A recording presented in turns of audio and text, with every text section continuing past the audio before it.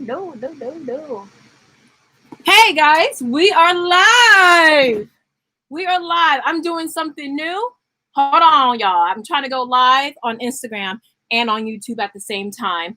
And I can't find the live button. Lord have mercy. Okay, give me a second, guys. Live. Am I live? Am I live? I have no idea. Am I okay? Is this live? Checking connection. All right. You're now live. All right. Cooking with bacon grease. All right, guys. We're trying something new. This is Nikki with That Homeschool Life.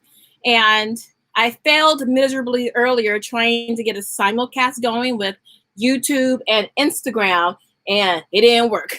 So I'm doing this little bootleg rigged up version. So forgive me if I keep directing my face back and forth. Hopefully you don't get vertigo. I'm gonna figure this stuff out over the weekend.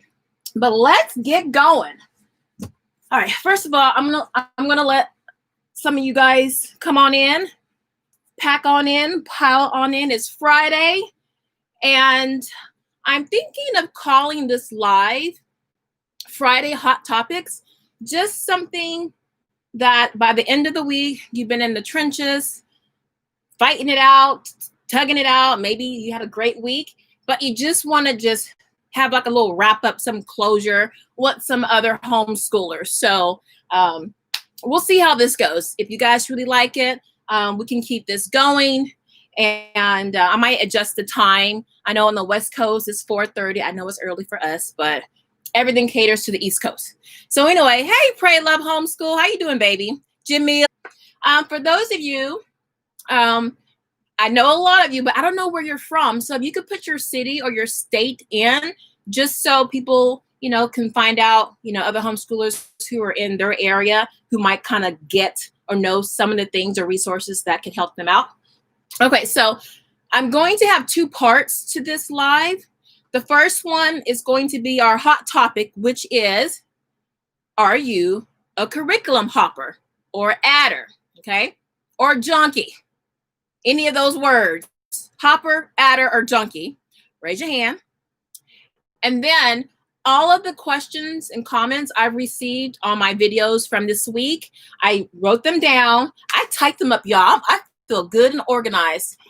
I'm going to address those questions that I feel needed just a little bit more of a nuanced answer. So I'll answer those comments, questions after the hot topic question. All right. So, are you a curriculum hopper, jumper, whatever? What is it? Okay. Now, the reason why I'm bringing this up is because I've been laid up for a whole month, almost a month and a half, with a torn muscle in my shoulder and my biceps.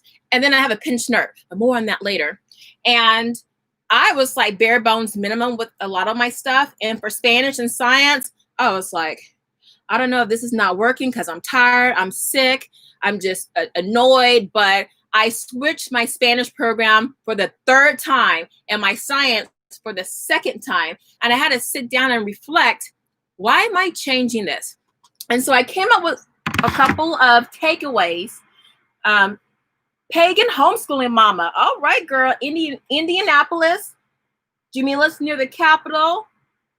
Oh, Northern California. All right, we have another Cali girl. Yes, girl, you made it on time. Pray Love, you're from the Midwest, but you don't want to tell us your state. Pray Love. Key Jones, Louisiana. Oh my goodness, have you been impacted by the hurricane Zeta? Now I'm from Texas, so I know a little bit about hurricanes. I think in 1981, 82, we had Hurricane Alicia, and it lasted a whole week. It was flooding. It was a lot of stuff, and there was no other hurricanes after that for like 15, 20 years, not even for Louisiana. And the fact that you guys have like 3 or 4 in a couple of months is just crazy. That's very crazy. Nanash is from Jacksonville, Florida. All right, that's what the Jaguars, Jacksonville Jaguars are out of there. But you're soon moving to DC. Well, good luck with the move, my dear. Let's see. Tanya's from Miami, Midwest, up there. Okay. All right, so we're kind of all over the place from East Coast to West Coast. That's good. Okay, so what I found with me with curriculum hopping, I found there were 3 triggers. The first one is listening to other people raving about their curriculum, whether I'm on the forums, like my favorite forum is the Well-Trained Mind, or some of the Reddit forums, and then just people in my own personal homeschool community raving about something. But the people that I trust, I like how they do their homeschool, so I trust, you know, what they say about the curriculum. You can't just take anybody's review. And then what's working in my house, what's not working. So those are my 3 triggers.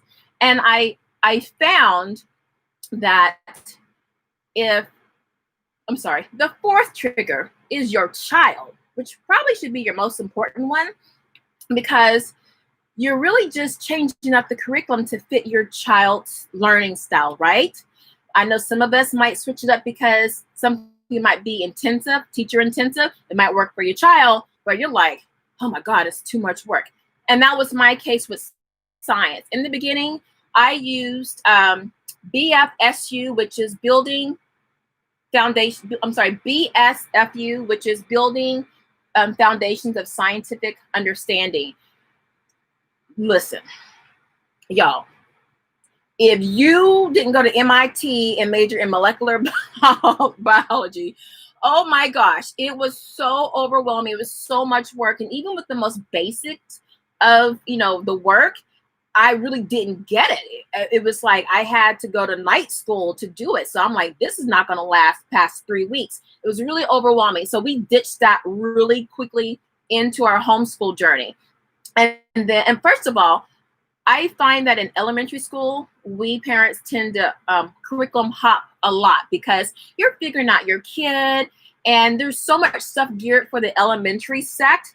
So it's really easy to get caught up in all of that. And I did, but I knew immediately that if I was going to do a curriculum that was very intensive for me, it was going to be in the meat subjects, reading, writing, and math, but not science. So that was my first introduction into curriculum hopping. I just needed something that was really open and go, because when it's open and go for me, it gets done. And then I can just, and we can move on in life. Second, now I might be kind of all over the place, guys. So if you have any questions, just hop in. But also, I found that having a curriculum that I could easily modify really worked well for me and kind of kept me from jumping around too much if I could modify it. And what I mean by that is for math. Now, okay, let me just back it up.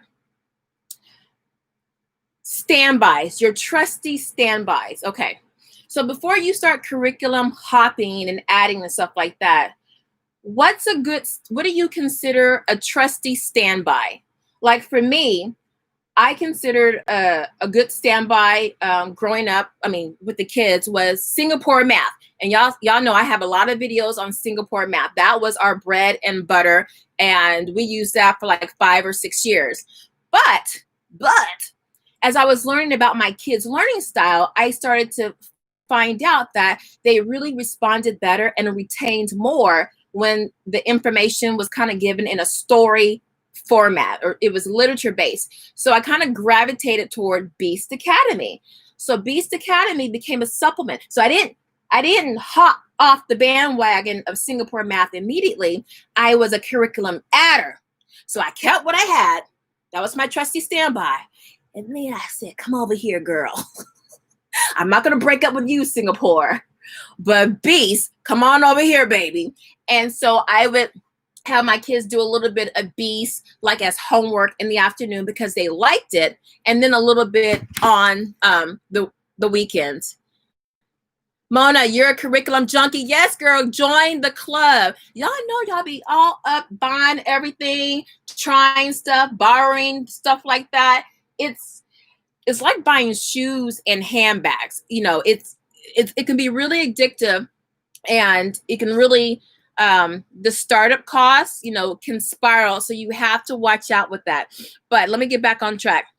So I found that I was starting to add curriculum. It would be a supplement, but I was still adding. And then eventually that didn't work out because then I had so much stuff that I was just overwhelmed with, well, what am I going to do? Well, how am I going to squeeze this in? And then this says I need to do this 5 days a week or 3 days a week, and it's 36 weeks long. And then, you know, you just crumble. You just crumble. So I found that having a curriculum that you could modify, whether it's the scope or sequence or how often you do it, or things that you can take out and the curriculum doesn't fall apart, really worked to keep me from curriculum hopping all over the place. And so what I did with Singapore, since it was my trusty standby, and Beast was kind of coming in, it was a nice, smooth transition. So I saw how it worked with all of my kids. And then I saw that, oh, this works for me too. So this is probably going to be, this is probably going to be a standby, our trusty standby. And it is to this day. So for me, a trusty standby is a curriculum that I am comfortable modifying, and I can use it with all my kids forever, or at least for a couple of years. And that's how I feel. That's how I feel comfortable with staying with something. Even if we have some rocky parts, I know that, oh, it's a little rough patch. We'll, you know, power through it and then, you know, move on to the other side. So who else is a curriculum adder or hopper?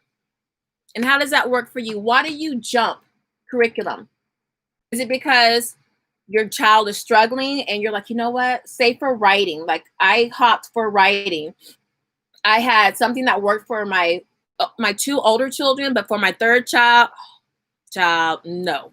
So I had to figure something out. So, you know, that was a curriculum hop from something that I was using. And, you know, children have different learning styles. You might have a child who might have a disability, or a child who is mathy, or who's really good at writing. You know, sometimes you have to kind of hop around because you're trying to find something that aligns to your child's learning style. So all that to say, when you're hopping, how do you know you really should make that hop, or how long to stay with it? Now, for me, I would give it, before I would hop, I would like, maybe about 6 to 8 weeks, just because I wanted to get out of the beginning phases of learning it. And once I felt we were kind of in a groove, if we were still kind of struggling, or my child was still frowning every time I pulled out the curriculum, then I would kind of think, okay, let me start, you know, roving eye and going on forums or talking to other people, just in case we can't make this work. So those are just some scenarios where you're going, will people curriculum hop or they add? Or for the junkie like me, I have 5 math curricula, 7 writing. A lot of times I find when I compare curriculum, I might like 2 or 3 topics in one curriculum, and then 3 or 4 in another curriculum. So I think, oh, I can just piece it together, and I can take, say for math, say Singapore math, they got it on lock for multiplication and division. But for B's, they go a little bit deeper with geometry and exponents or something like that. So I know that when I'm doing my math, I know that for the first 4 weeks, I'm using Singapore math. And then when Singapore goes into geometry, we're going to put that book aside and we pull out Beast Academy. So it's like a little jump rope, hopscotch, back and forth. So it's not too disruptive for the kids if you know that that book is aligned to how they like to learn. Sometimes some books address a topic better than other books, and you just have to go through the books and just see. Let me see here. I have a lot of comments. Okay.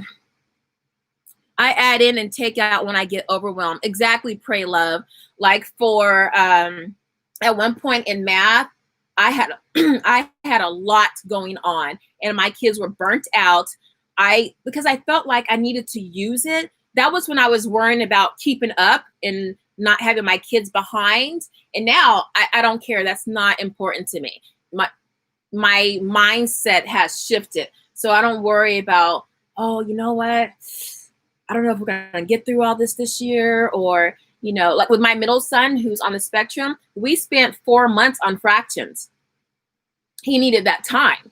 And I needed 2 different books because there was only so much we can do 4 months with one book. So I had to bring in other things. So that brings me, oh my gosh, hold on, I have a lot of comments. How do you make sure that you get everything they need without burning yourself or your children, but without having too many gaps? Okay, so here's the thing. I need to do a video on this. When you get a curriculum, when you're looking at a curriculum, a good curriculum will have the scope and sequence at the beginning of the book. Now, what is that? So the scope and sequence is all of the topics that are going to be covered in that book, and to what degree they're covering those topics. And you'll be able to see, like, if you were to find out the standards for, say, 4th grade. So the 4th grade standards, you get a list, you know, print it out, see what the 4th grade standards are for U.S. students. And then you go to your curriculum book, you look at the scope and sequence, and you see how many of those standards or those concepts are being covered that match that 4th grade for that year, match that 4th grade year. And then you know that, okay, just as a benchmark, I know that this book is going to cover 19 out of the 25. There might be in your curriculum, the 4 that don't really cover it might only be like a page or 2. They might just kind of just touch it, and then that's it. So you can be like, okay, well, let me turn to that and look and see. Okay, well, for geometry, they only just do a little bit of volume and a little bit of weight, and not that much. So let me go find something else to supplement that. So if you have a good program, if it's not in the book, you can always go online to the website for the book publisher, that curriculum publisher, and look for the scope and sequence. If they're up to snuff, it will be up there. And if you don't see it, then you email them and you tell them, I need the scope and sequence for this book. I need to see how much is being covered and the depth of what's being covered. Okay. I'm more of a free PDF lover. Jamila, okay, look, remind me about that. Look, y'all, I might have to DM you on my little system. I got a hack for, and let me tell you really quickly, shout out to my niece who made this for her favorite auntie, Kay's Creations on Instagram with the Z's. For all of my people overseas, I had a number of people contacting me from Australia, from Africa, and from London. They love y'all, American people. We are blessed to have access to all of this curriculum. There are a lot of people overseas that would love to get this, but the shipping is prohibitive.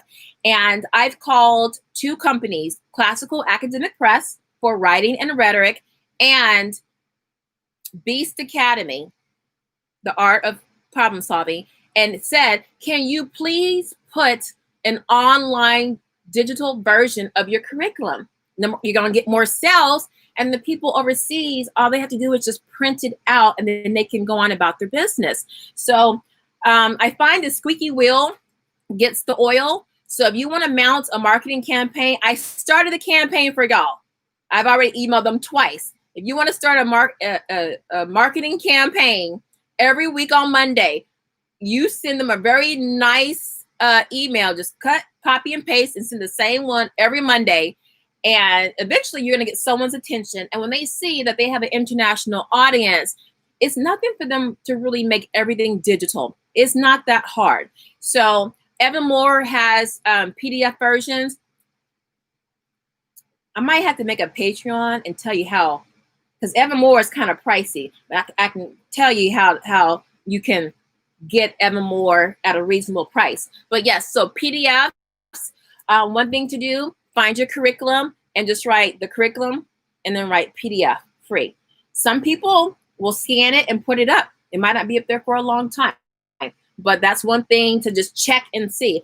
I got a lot of schools use Evan Moore and they put their stuff online. So I'm just saying, if you were to look and find some free stuff, it's there. So,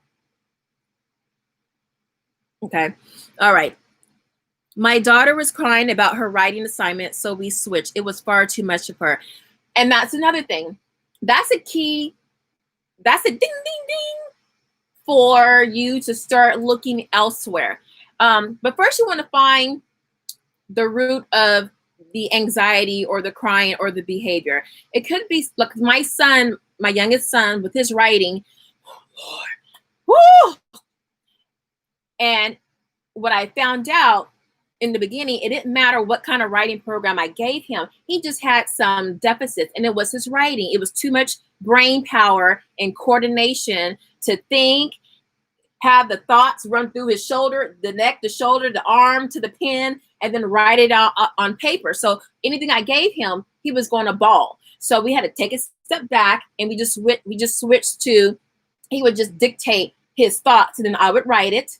And then the next day, he would just do the copy work of his words, but then he would do the copy work, and he would do like maybe 2 or 3 sentences a day, sometimes 1 sentence a day. You have to do baby steps. So, you know, sometimes just, you might have to kind of poke to see if there are some deficiencies or if it's the curriculum. But that's one thing to do. If your child's doing all that, say, you know what, baby, don't worry about it. You tell me, or have them, or record them talking about it. And then, you know, you just write it out. And then I say, hey, okay, so on Monday, we'll talk about it. You dictate to me. I'll write it out. On Tuesday, we do the copy work. You copy it out. I don't care about the handwriting or you know, any of that. Just get it out, because I'm trying to build your writing, your muscular endurance, right? And then say on Wednesday, tell them, hey, you know that? Oh, and when they're writing, have them skip a line between each sentence, have them skip a line. And then the third day, say, you know what? Let's add some adjectives if you're learning grammar. Let's add some adverbs. Or with this sentence, let's amplify it. Can we add 2 or 3 extra words or something like that? And you just do it little bit by little bit.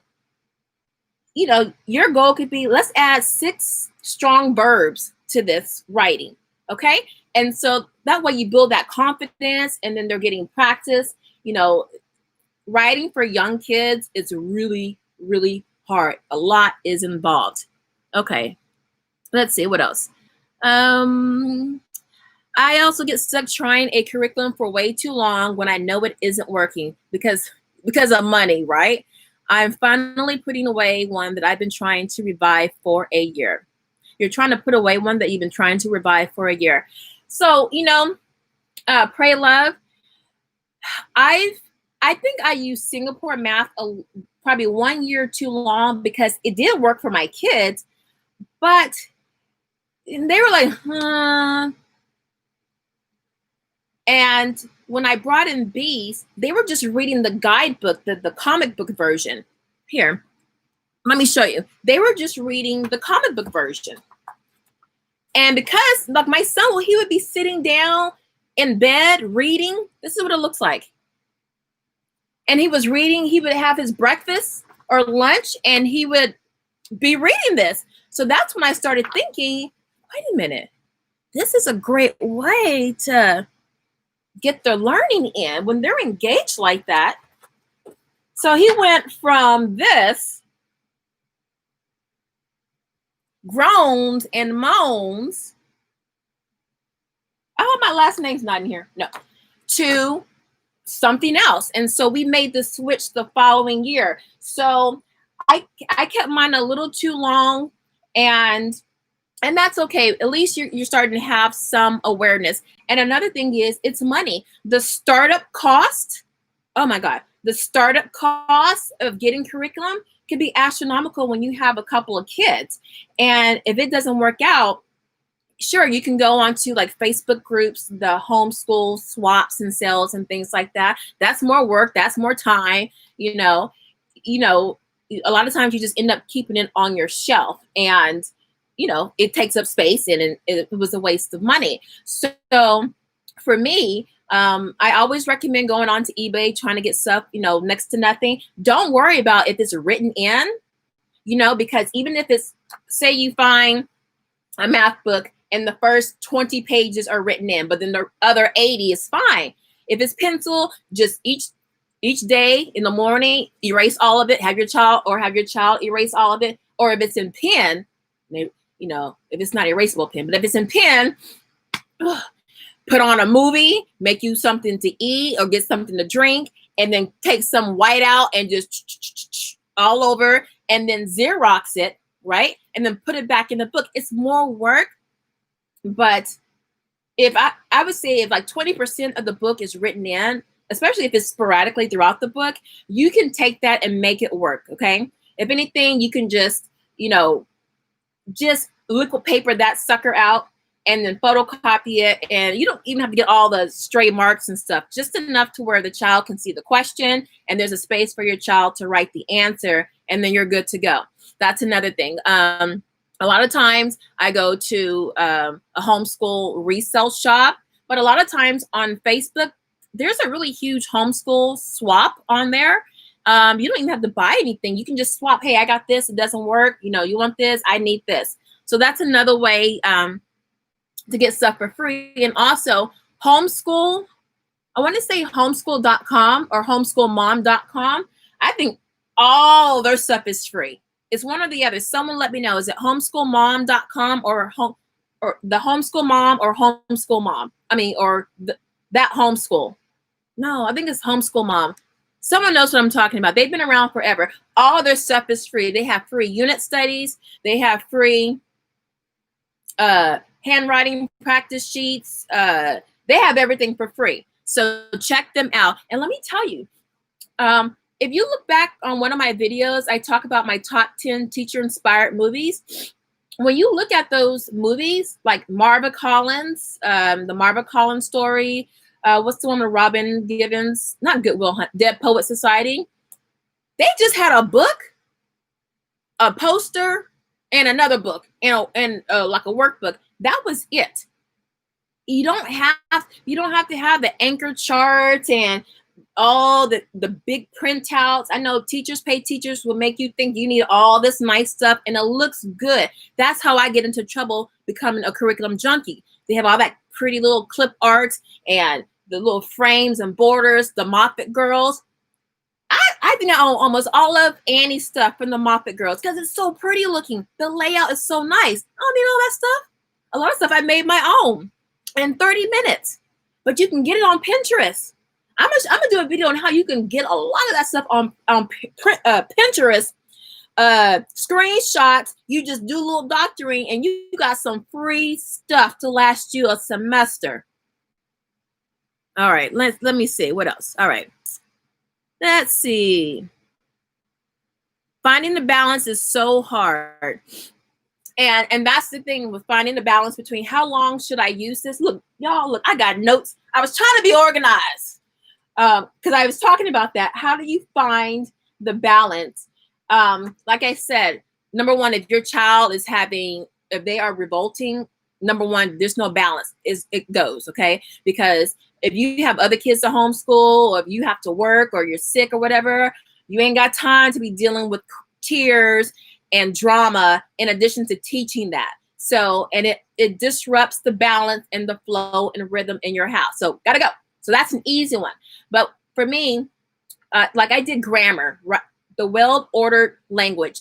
And I did it for about maybe 7 or 8 weeks. I thought it was too repetitive. My child was like sucking his teeth every time I pulled it out. I could have made it work. I didn't really like it much myself. But I put it back on the shelf. And then the following year, another mom, shout out to Shatona, because she used that and she was like, I went through the same thing, but we stuck it out and it really worked out in the end. So I brought it back. Sometimes, and my kids like it. Sometimes you have to just put it away for a while and then bring it back out. Maybe their kid's not ready for it. Maybe they just need something else to get them going, but don't totally dismiss the curriculum. Just put it on the shelf for a while, maybe give it a break for like that semester or a couple of weeks, and then, bring it back out and see if, hey, Aaron, and see if there's a different experience going on.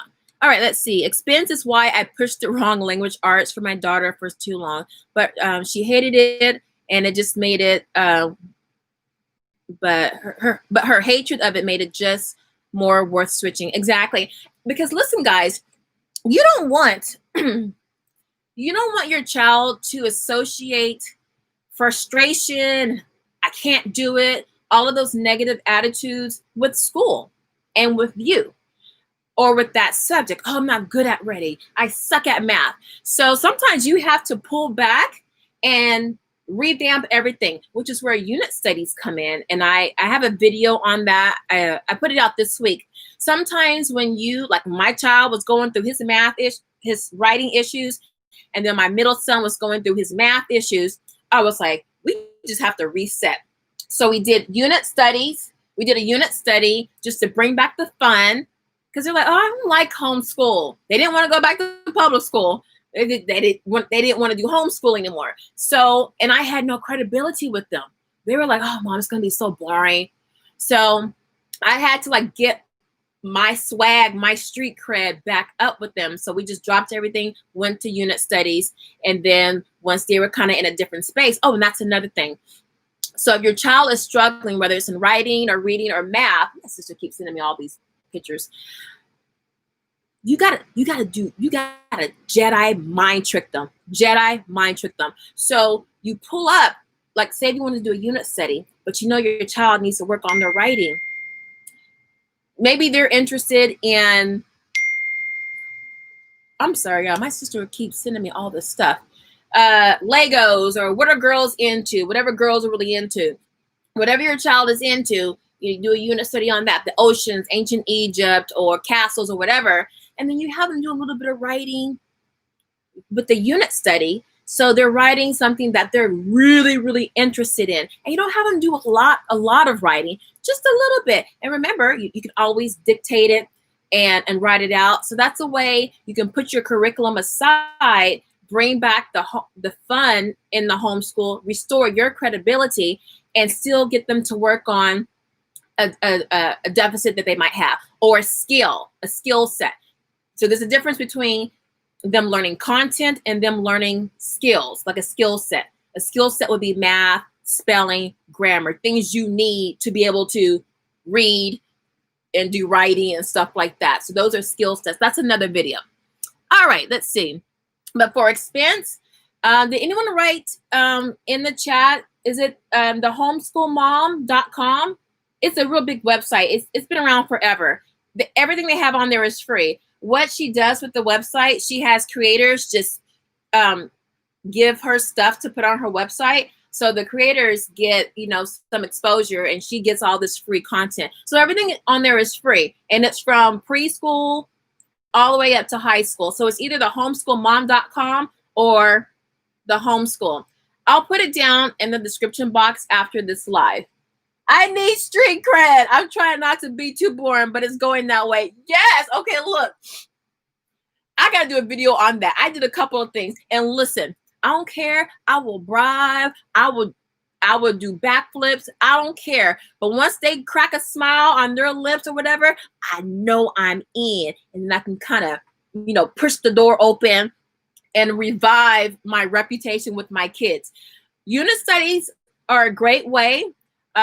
Or take the day off.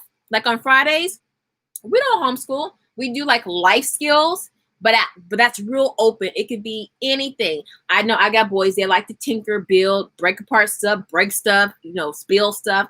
And I let them go at it. And I don't worry about, oh, that's a whole day where they're not doing homeschool. Because for me, life skills are just as important.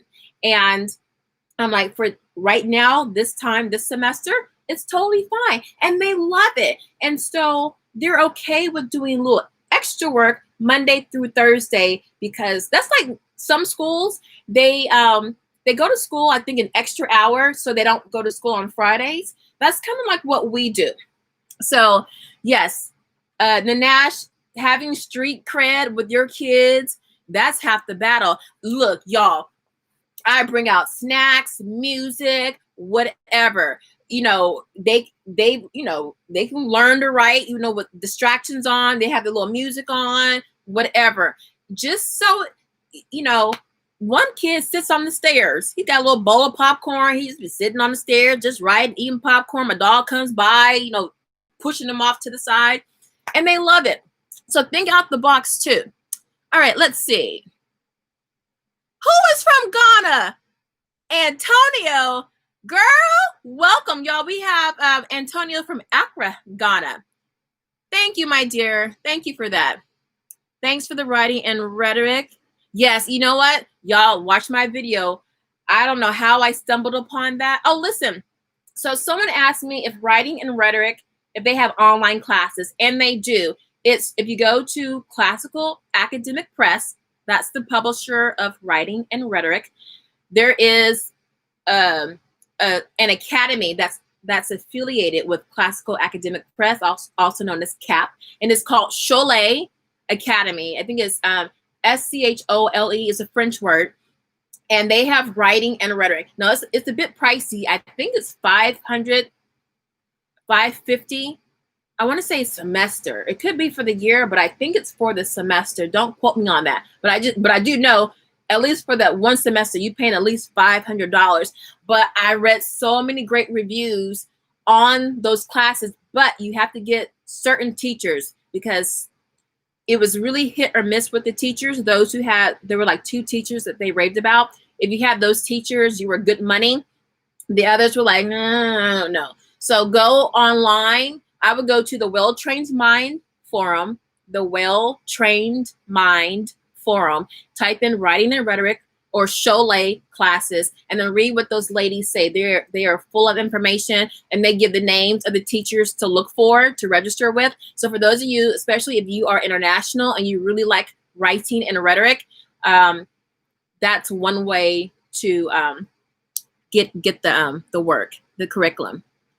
True for the Evermore stuff. I always put PDF in my searches. Yes, y'all, listen. Now, I can't say some things because certain publishers won't work with me, but I might have to make a Patreon page or a Facebook group or something like that. But there are several ways to get what you need. So if you're really strapped or you're just spinning wheels and you just need something else and you've already spent your money on something, it's COVID, people job, it's crazy. We have to be a tribe and help out other people. And I don't know how to do this, and I don't know if this already exists, but if there's some way we can get together and pull those resources, like, hey, I'm looking for this. Does anybody have this? You know, can you send it to me? You know, it's the barter system. Like, hey, girl, you know, I can do this for you. You know, I do web design, or I can edit some, whatever, or just here, you can just have it, just pay for shipping. That's one way to get around that. And what I'm going to do is I have a lot of curriculum, and I think I might just put it on my website and like for like pennies on the dollar, like $5. I might just have like a $5 sale just to get rid of a lot of stuff. And I might make international people a priority because I know it's so hard for you guys to get that. So I'll see. Don't quote me on that because I'm still working on my raggedy website. It looks beautiful, but it's still not done. So I'm trying, y'all. I'm trying. All right, what else have we got? All right. Y'all all right? I know it's getting late on Friday. The Mandalorian is released today, and my kids are excited to watch it. All right. She had the same writing problem. We switched to writing with ease to help her. Yes. So, yeah. So don't be afraid to switch because you know what? You can always switch again. You know, it's some people think that if you keep switching, it's too disruptive for your kid. But if something is definitely not working, then that's a disruption, right? So, but look, don't keep switching because you don't like it. You're going to have to persevere through it. Now, if you know you work from home, you got 4 or 5, 200 kids, you got a baby, you're in grad school, you the Girl Scout troop leader, and all that. Don't be looking for teacher intensive curriculum. You got to sit down and reflect on what's going to work best. You're going to need something that's open and go. So be mindful of when you're like, oh, this is so pretty. Oh, so-and-so likes this, or Kathy Duffy reviews this, and this is the top 100 on Kathy Duffy reviews. But if it's going to sit on your shelf, it ain't worth a hole in a penny. All right, let's see. How do you... Oh, so Erin, the topic is, are you a curriculum hopper, adder, or junkie? So do you change up your curriculum? Some people will finish a curriculum and not go back to it like the following semester or year. Some people, they just do a straight breakup with the curriculum midway. That's what I do. I'm like, look, if it ain't working, I'm gone. That's what I tell my husband. I'm like, look, show yourself if you want to. I'm gone. I'm kidding. Some people, they just like to keep adding stuff. It might start off innocent, like a little supplement. And then next thing you know, they see something else and they bring it in, and then they're just overwhelmed and they have too much stuff. So we're talking about, are you a hopper, an adder, or a junkie? All right. How do you keep your boys interested in what they are learning? I bribe my kids. I know everything they like, and everything that they like, I put it in our school some way, shape, or form. And I learned that when my youngest, my middle child, he was diagnosed with autism when he was 3. And those of you who have done ABA therapy, one of the biggest things that they have you do is make a list of all the things your child is interested in, and you incorporate that into everything as much as possible. The reading, the writing. I would, like, when we were learning like addition, I would print out, and you could buy stuff, but I would just make my own. I would print out, like, you know, the equations would be little Lego figures, or, you know, I just, whatever they're interested in, I try to find an angle. With writing, it's easy because you can always have them write about something that they like. For math, for word problems, I would write out word problems, and I would make like funny, stupid, crazy stories, like outlandish stories. I would be talking about farts and boogers and all kinds of stuff, things just to make them laugh. For reading, when I would teach grammar and spelling, I would do it with the books that they liked. So say my child, like, what book do I have around here? All right. I'll just take this for example. Even with your older kids, find a book they like. And they can't distinguish an adverb from a verb, or an adjective from an adverb, whatever. So we would learn grammar just by reading pages from their favorite book. And I would say, bribe, for every adverb you find, I'm paying 5 cents, baby. How much money you want to make? And he's like, oh. I'm like, hey, you know, the ice cream truck is coming by. And you know that Bigfoot with the bubblegum thumbnail is $2.50. You got what you want to do. And he would find adjectives would be 5 cents, prepositions 10 cents, because I would make it to where he can get the money to buy ice cream, or, you know, he can get computer time or something. But, you know, after a while they start seeing patterns, and it's with something that they like, they're familiar with. So after a while, now with this, I did Geronimo Stilton because the book is all in color and it's very fun to read. So he enjoyed that. And so he would just be marking through stuff. Listen, he would grab his erasable color pens and he would circle and I didn't even tell him. He would circle all the prepositions one color, all the verbs in one color. And at the bottom of the book, he would write down how much he was owed. I'm like, okay. Pull out the wallet and give it to him. So find out what they like and bribe them, Jedi mind trick them, but let them know that what they're interested in, mama's going to try to make it work. Okay. And, you know, once they find out that you're really trying to make an effort, you know, they might volunteer things that they like. It could be food, you know, because they know that if it's something fun, they want to keep the fun coming and going. And the next thing you know, they're asking you, hey, mom, can we do this? Mom, can we get this book? Because he wants to make some more money. And then it starts to be organic and it starts to flow. Okay, I use Homeschool Share for years for free unit studies. All right, I got breaking news intel from Erin. Now, Erin be all about her information. She's like the mole. Homeschool Share has free unit studies. So check that out. And all this information, I'm going to go back this weekend and look at all the information, all the jewels you guys are dropping, and I'll put that in the description box below. That way you guys can get that.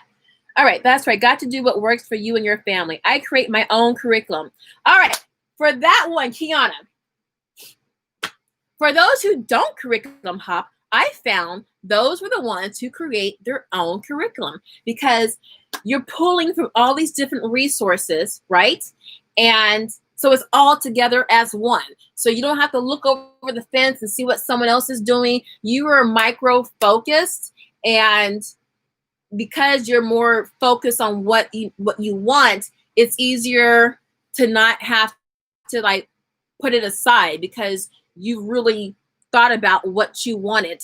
And usually I find people who are putting together their own curriculum, I found in my experience, they're usually using a lot of living books, great books, and you can never have too many books, right? And that kind of helps to at least be the spine, the main thing that they're using. And then the little supplemental stuff, you can kind of bring in, you can sprinkle in. But for those who do create their own curriculum, I find that they're very focused, and they know their child's learning style, they know their teaching style, and then they can just cobble together what they need. Let's see. Yes, the Jedi mind trick. I know. I said a Jedi mind trick because the Mandalorian dropped today. It used to be J. Morrell Stewart that ran it, but she sold it 2 years ago. Yes, that's right, J. Morrell. She her YouTube channel is The Large Family Table or something like that. She used to own, because she did a video and she talked about how how she sold it, and how it took off and everything. But that's but who said that? Pray Love. Was it called the homeschoolmom.com? I think that was her site. We game school on Friday. Oh, pagan homeschooling. And that's another thing. Game schooling. Now, I went to a conference, gameschool.com. It was canceled this year because of COVID, but I found a lot of people who were into game schooling, a lot of sisters who were into game schooling, and they have kids that are like in college, like they've been doing game schooling for like 15, 20 years. Kids are doing just fine. That's a whole nother world I really want to get more into. I have a lot of games, but they have games that are really amazing. And I really want to learn more about that. There are games where you can teach math, reading, science, geography, all of that stuff. So I'll probably have a video on that eventually. But game schooling is really cool. Cuts down on having to buy. Well, no, because then you're buying a lot of games. So you're still buying something. So you still got to pay, pagan homeschooler. You still got to pay for stuff. What they're interested in, mama's going to try to make it work. That's right, 7N. Whatever your child is interested in, that's half the battle, guys. Like with my child, he was in his bed reading this. I walked by. I just, I had a moonwalk back. I was like, he's been reading that book for about 30 minutes. That's when I knew I had to switch. So sometimes you get the donkey kick in your head, that ding, ding, ding, it's time to switch. And it wasn't a bad switch. We didn't hate the curriculum. We just found something that aligned to his learning style, and he learns best through stories. So that was serendipitous. You can never have too many books. Yes, that's right. Science is the only thing that I pull together. Okay. This is why I made this video. All right. Because I have here, my biggest struggle is foreign language and science. Now, I got a science curriculum from another YouTuber who I put her in high regard. I love all of her recommendations, but two-thirds of my kids did not like it. It was like too textbooky. So I was like, ooh, but I knew what my requirements were. I wanted something that covered all the science subjects throughout the year. I didn't want to focus on one subject for the whole year. And I wanted something where I wasn't doing very intense experiments every week, because I was doing Shakespeare, which is something new. And so I wanted to have some breathing room. And I just wasn't getting that. So I cobbled together a couple of things. Guest Hollow. She has just free science curriculum. It's very good. It's a lot of books that you're buying, but you can always go to the library to get.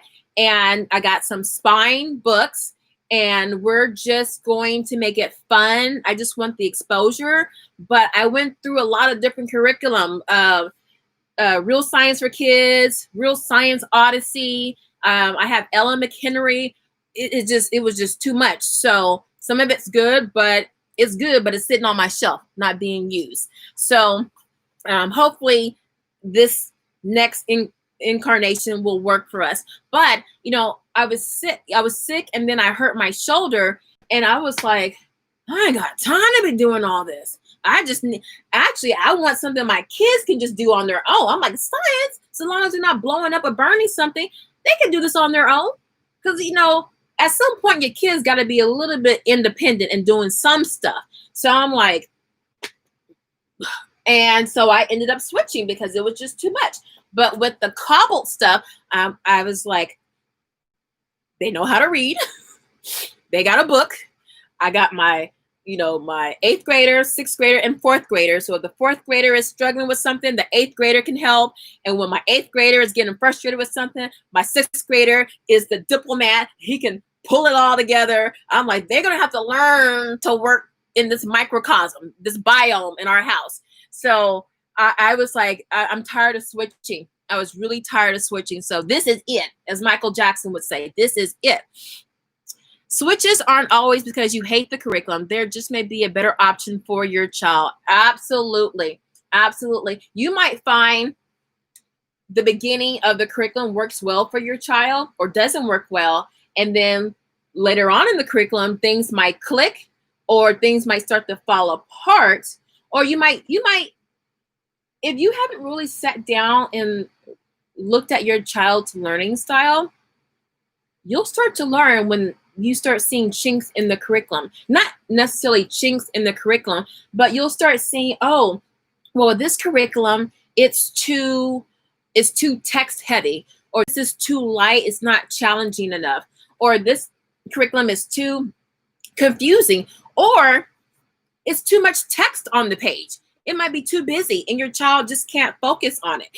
There could be so many things. So when you're seeing that your child, if it's not working for whatever reason, you got to kind of back engineer or do like some law and order special investigation and see, look at the work, the book, and see if it's a presentation issue with the book.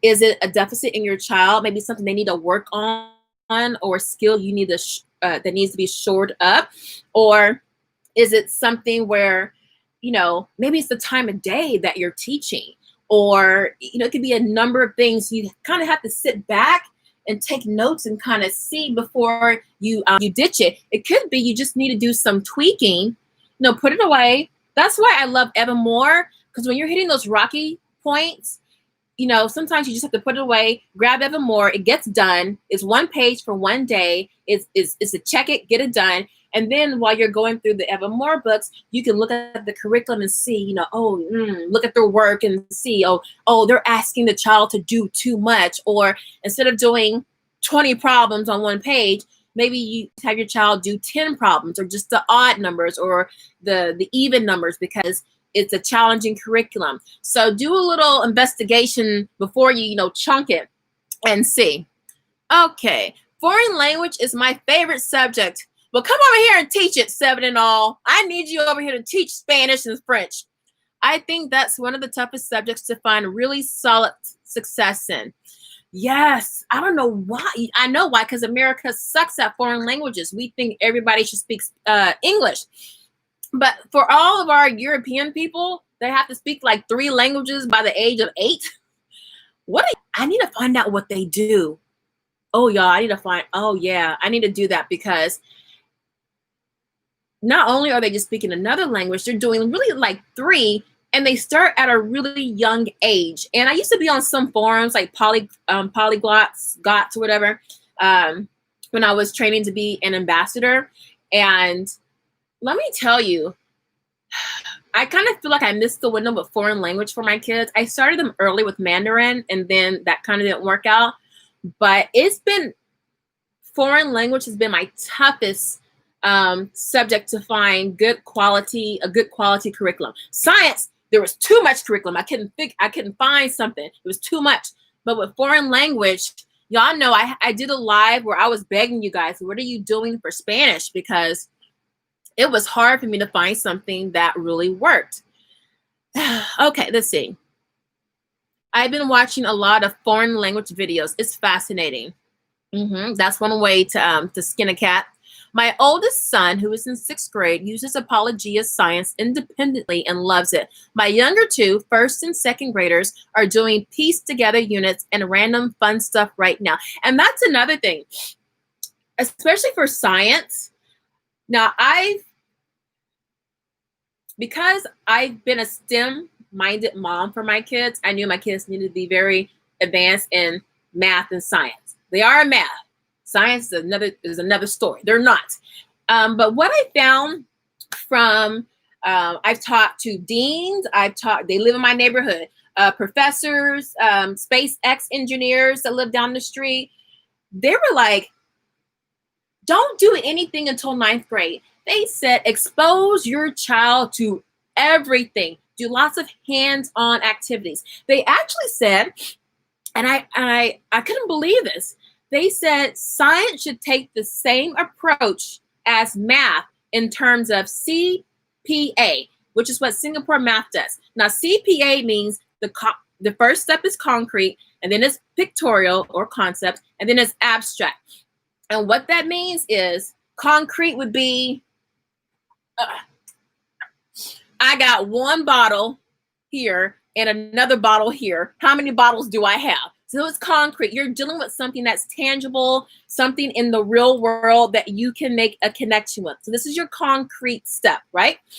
And then you go to your pictorial or your concept step, which would be, let's see here.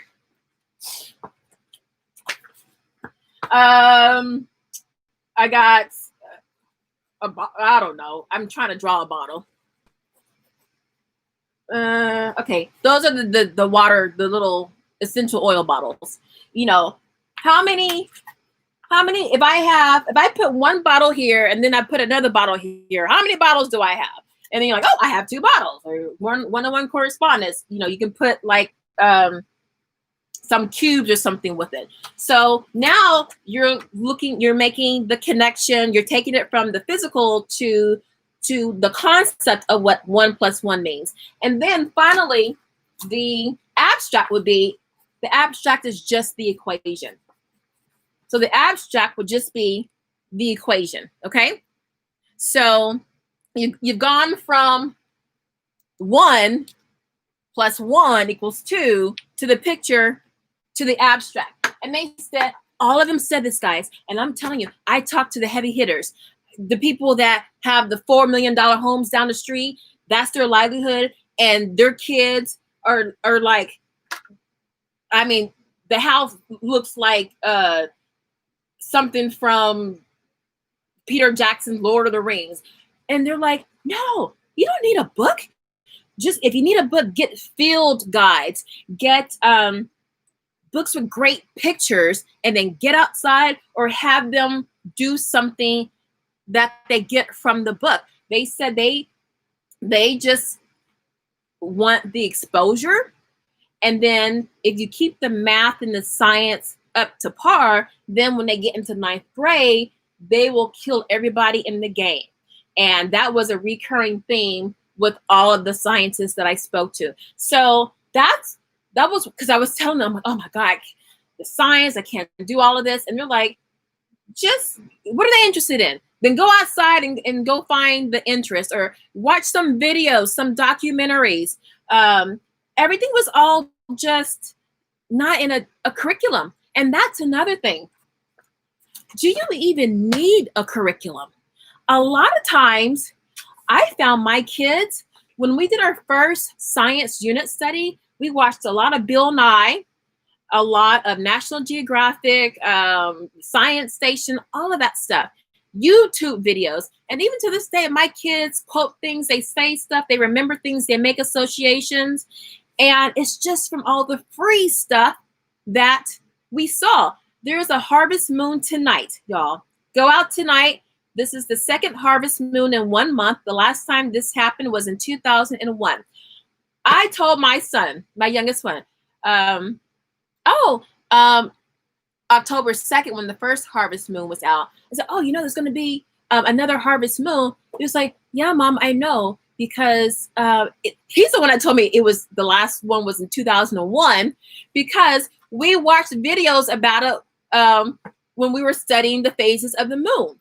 And I was like, who told you that? He goes, oh, I saw it on the YouTube channel. It's one of my channels, one of my favorite channels. And so they just remember. So a lot of times for certain subjects, you really don't need a curriculum. It's just go have fun. And I'm finding that it's going to be science, and it's probably going to be maybe a foreign language. Like someone said, watching a lot of videos in foreign languages, TV shows, cartoons. We're fortunate that we live in a city where we have lots of different people that speak different languages. So we can go to different restaurants or grocery stores and kind of practice, you know, the languages. So you don't always need a curriculum, especially for elementary school. Right now, they're sponges. I think the exposure is really, really good. Simply Charlotte. Oh, hold on. I never complete everything in the curriculum. I make it work for my kiddo. And that's another thing. You have to be in control of the curriculum and make it work for you. Now, for those of you who have not seen my writing and rhetoric, how I use it video, I show you how I use it. Now, writing and rhetoric, at the beginning of the book, they give you a sample lesson plan. They give you like a 4-day plan, a 3-day plan, and a 4-day plan. Maybe a 5-day plan. No, I don't think so. I made it a 5-day plan because for my son, we needed 5 days. So what you got to do, you got to be a chef with your curriculum. You got to chop it up, dice it up, take what you need, spit out what you don't need. That way, you might not be hopping so much.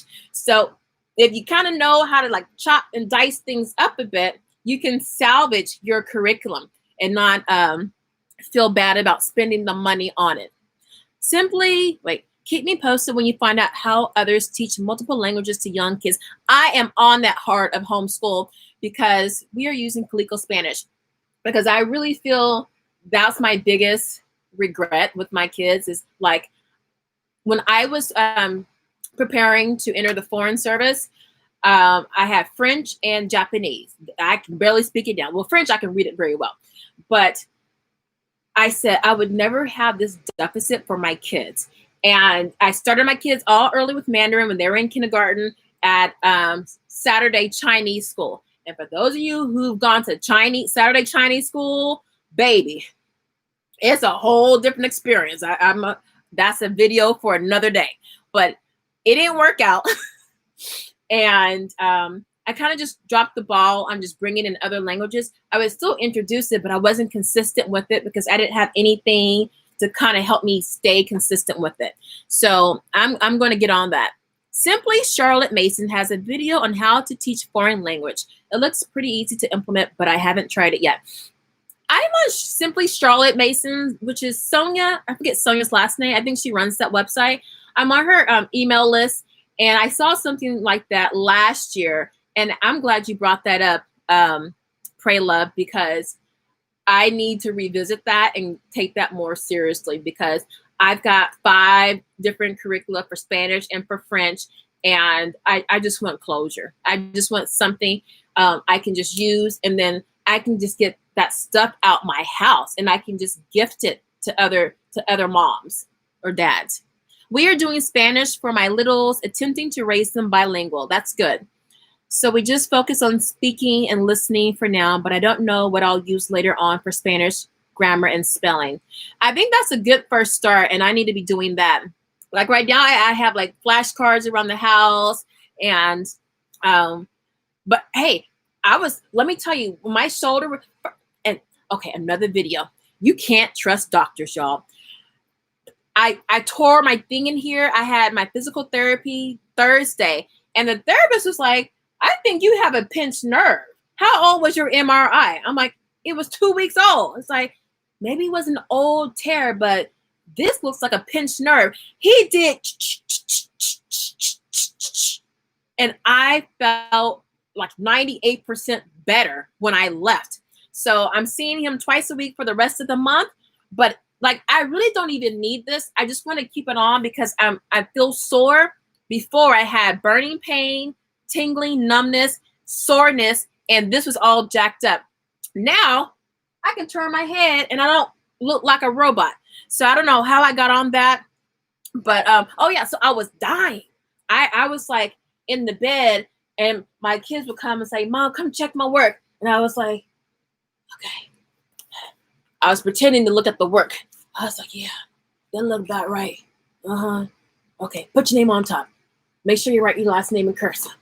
And then that was it. I actually, real talk, I have no idea what they've done this past month. I looked at maybe 1 or 2 pages, but I really haven't sat down and really looked to make sure they, did everything they needed to do. So I was in so much pain, and I was just trying to stay alive. So, I don't know why I got on that, y'all. Y'all got me all off on tangents. Okay, so my kids love science. Yes, Erin, you are the queen of science. My kids love science all on their own because they've done so much independently. They don't fit well into most curriculum. That's another thing. It's always something. Like my kids, we have this university, and they have this science program for homeschoolers for like a decade. And my kids have always gone to that. And then we had this science, oh my God, it was amazing. And they closed down. But we had this Experium, which was, I think it rivaled research laboratories. And in each class was like 6 weeks long.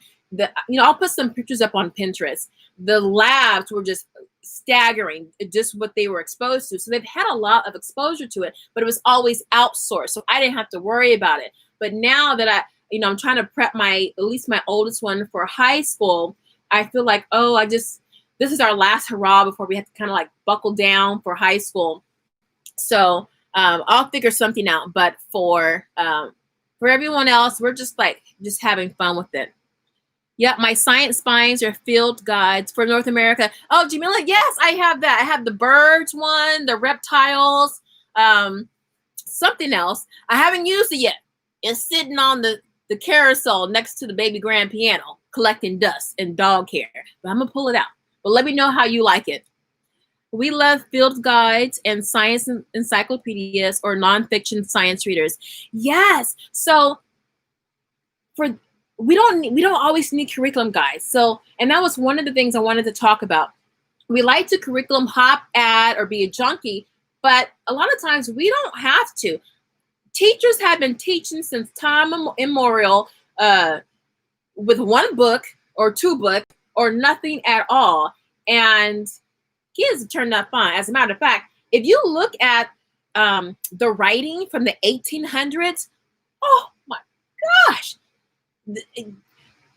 you got 10-year-olds who write like Henry David Thoreau, or the writing is just so eloquent and so sophisticated, and they start at a really young age, and just using 1 book, so really simplicity, kind of rules the day. And I always tell my girlfriend, she's a homeschooler, I'm like, girl, we have everything in our house to successfully homeschool our children for the rest of their lives. And you too, you probably really do. When you think about the one room schoolhouse back in the days in the early 1900s and the 1800s, you had people going off to medical school and graduate school, and they didn't have that much stuff. So we can do it. I need y'all to talk me out of my addiction. What encyclopedias do you recommend? Now, for the younger group, say elementary, I recommend DK book. Now, but hold on. DK has about 3 or 4 different versions. They have DK eyewitness books, DK Smithsonian books, and then I think just regular DK books. And there might be one more. But and I get the differences of them, but I found the ones that have more general, like the really younger kid stuff, were the eyewitness books, and then the Smithsonian, if I recall correctly, was a little bit more, had a little bit more text to it. So maybe upper elementary, maybe even middle school. Truth be told, the books are very colorful and they still pack really great information. It could be for any age, quite honestly. It could be a starting point, and then you can go into something deeper or more complex if need be. But I'm tired of people thinking that you need something dry and black and white for older kids, when in reality, because they have so much more they have to do, they should have the really fun looking books. So I take that back. I would use DK for K through 12th grade. For the older kids, maybe use it as a starting point, and then they can dive deeper with more complex books, definitely. Okay, what else? Baracelli, hey, love your channel. You are my go-to and have helped me so much. God bless. Thank you, Bara. Jamila, yep, trigger points. Male science kits are very engaging and easy to use. Yes, Monument Mom. Now, I had Male Science is a subscription box service, and it's chemistry, unless they branched out. Back when I bought it about 4 years ago, it was just chemistry, and they recommend it for ages 12 and up, I think maybe 10, with a lot of parental supervision or very precocious year-olds. But at the time, I think it was 12 and up. And they give you very well put together experiments. I think it's usually 2 or 3 experiments per box. It was a little pricey, I thought. I think I paid $35 a month for it. You know what? I actually have a video on my channel. It might be private. It was on my California Homeschool Mom channel, and I just haven't migrated all those videos to my new channel name. Let me write that down. I'll put that up because I have a review on it. I'll put that up. The experiments are really good though, and pretty fun. So if you want to do chemistry, that's a really great choice. Let's see. I like the Kingfisher S-Born DK books. Oh yes, thank you. I totally forgot about that. Kingfisher. We have the Kingfisher for some history, and the S-Born. As a matter of fact, all of our foreign language dictionaries are S-Born. So for the person who asked about spines, DK, S-Born, and Kingfisher. Also, National Geographic has a pretty decent lineup of books. So there you go. 4 resources for spines if you want to put together a unit study or just your own curriculum. And I'll leave that down in the description box below too. But it's Kingfisher, S-Born, DK, and what was the other one I said? National Geographic. My expectations for science is very high. Yeah, because Jamila, I think you have a science background. See, you would like building foundations of scientific study, because to me, it seems the parents, because a lot of people say that's like the Mercedes-Benz of the science curriculum out on the market. And I can see why. I was looking at just the list of experiments, the time put in. It seems like it was geared toward real science lovers or someone who had a background in science. And I wanted to do it maybe in another lifetime. But, and that's another thing with your curriculum. I find too that some people hop around curriculum because they aren't comfortable teaching a certain kind of subject. So somebody who was weak in writing might not want a certain type of curriculum, and they might want to go to something else that is easier for them to kind of learn and then to teach. Someone in math who is kind of weak in math might want they might not want Beast Academy or Singapore Math, because it's a lot of prep. Well, not for Beast, but there's prep work, or you you might have, problems explaining solutions and things like that. So that's another reason why people will hop, because they can't handle the material themselves, or they just feel uncomfortable teaching something out of their comfort zone. And that's perfectly fine. At least you know that, and you're not trying to make that circle fit into that square, right? DK Eyewitness was the younger one. Okay, thank you. So DK Eyewitness is for the younger kids, and then the Smithsonian is for the older kids. Okay, let's see. I only have a couple of encyclopedias. I need some more. I keep looking at that building science. You know what? Email me, Jamila, or DM me, because I have so much, and if you want to be able to see what it looks like, I'm sure I can get something in your hands, or at least in front of your eyeballs. But I think that would be something right up your alley. But see, this is how it starts. Somebody recommends it, and then you run off with it. But here's the thing. I haven't used it. I've looked at it, and I was like, oh my gosh, this looks amazing. But how am I going to do it? I just didn't know. So maybe it's something I could use during the summertime, where things are more relaxed, and I have time to, like, you just kind of have a different kind of feel during the summer times, unless you homeschool year round. But I don't know. It's that might be something for you. All right, let me see.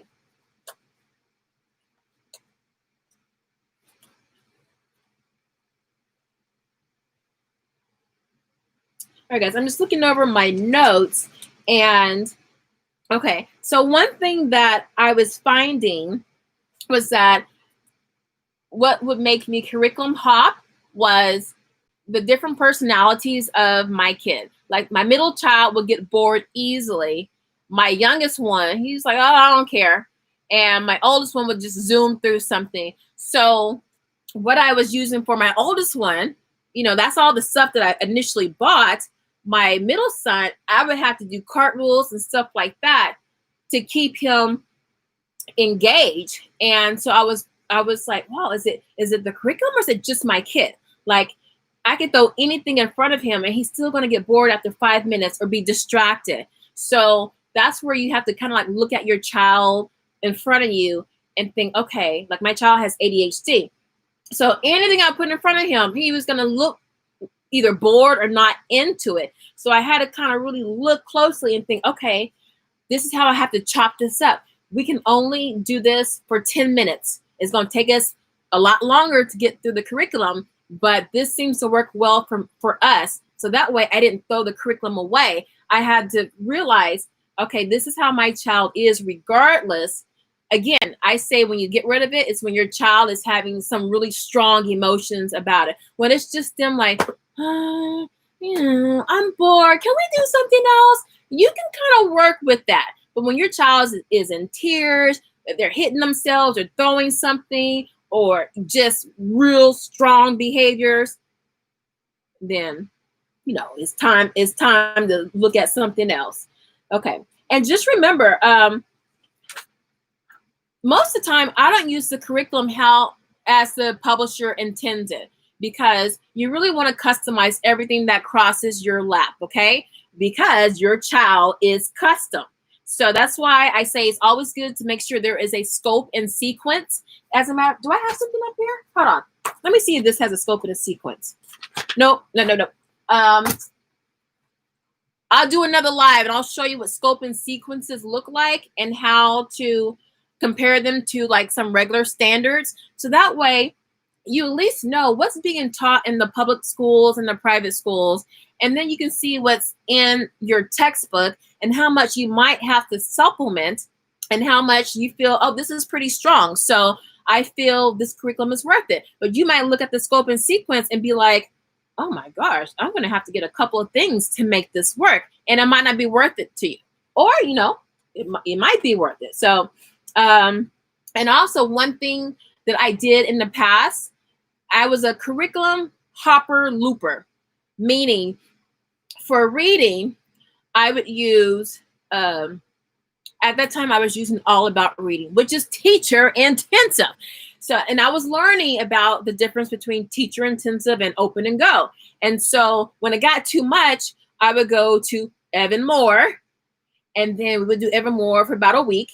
And then we would go back to all about reading. So it was like a little loop, just a small loop, but it was enough to just give my child a break and me a break with all that preparation. So what would that be, like a looper?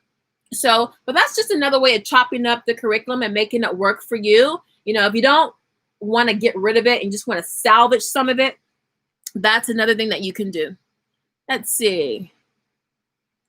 That would be nice. I just want to look at an experiment or two. All right, I got you, Jamila. Africa, the gathering place. I love that name. I was a science major and I used some of my college books from back then to challenge her. Is that wrong? I don't want to burn her out. No, and let me tell you why. So you got college books. My son took a college class. It wasn't like a real class. It was like a weekend kind of thing through this program, this engineering program he was a part of. And the teacher brought out an old dusty looking college textbook, but how the teacher chopped it up, it was a physics book actually. And they were doing roller coaster science or something like it. Yes, roller coaster science, like kinetic, potential motions and stuff like that. And the teacher had all these manipulatives, all these straws and whatever, to build all this stuff. But what she wanted was for them to be able to chew up the vocabulary, not be afraid of it. And, she was light on the math part because, a lot of the sciences in those college books are either going to be algebra based or calculus based. So she didn't worry about that. She did it all for them. But they were able to do the vocabulary and see all that text and no pictures in the book. But then they have the creative things that they can do it and make it. And the reason why the teacher used the books was that was all she had because the program didn't really have that much money. And the program was actually at a community college. So one thing, oh my gosh, there is, and somebody help me out. Aaron, you might know this. There is a mom. She has a website and she has college textbooks that she uses, but she shows you how to make it fun for kids who are very curious about science. So your kid has to be really curious about science. And the reason why she wants your kid to be very curious about science, because with the college textbook, you're going deep with those subjects. So if your kid is really interested, they don't mind the extra work because they're fulfilling their love of that subject. So she shows you how to break down a college text. So the child's not reading the text. It's for you to take out each section and say, okay, this is how I'm going to do this. This is a resource I can use to supplement this. And then that your child's getting a solid background because you're covering so many different topics, or you're going really deep with those topics. And then you just have to pull in the resources that make it mesh, whether they're videos, experiments, maybe a spine book to help make it all put together. But the textbook is really for you. But no, challenge your baby. Challenge. What's the worst that can happen? They're like, oh, and then you pull back, do some hands-on easy experiments, come back to it later. It ain't the end of the world. I like what you're doing right there. Let's see. Uh-oh, I saw bees. Who's got a question about bees? That's what I'm doing too, because some of the elementary stuff is too basic for me. Yeah, and that's another thing is eventually, depending on the age of your child, you want the exposure. But a lot of stuff, how many times can you do like a crystal water, the little salt crystal, or the acid and bases kind of, little thing. Sometimes you just want to go deeper, especially if your child has an interest in it, or if you have an interest in it, you're trying to sprinkle some inspiration onto your kids. All right. I'm not a creative person. You ain't got to be creative. That's what Pinterest is for. Okay. But give yourself a time limit because you're going to be on Pinterest forever. And then you won't get anything done and you'll feel like a failure. So just get on Pinterest, 30 minutes, put in, say your child, if you're into science, put in science, whatever age your kid is, science for 8-year-olds, or ocean science projects, or whatever. And then once you see one thing, other things will start coming in.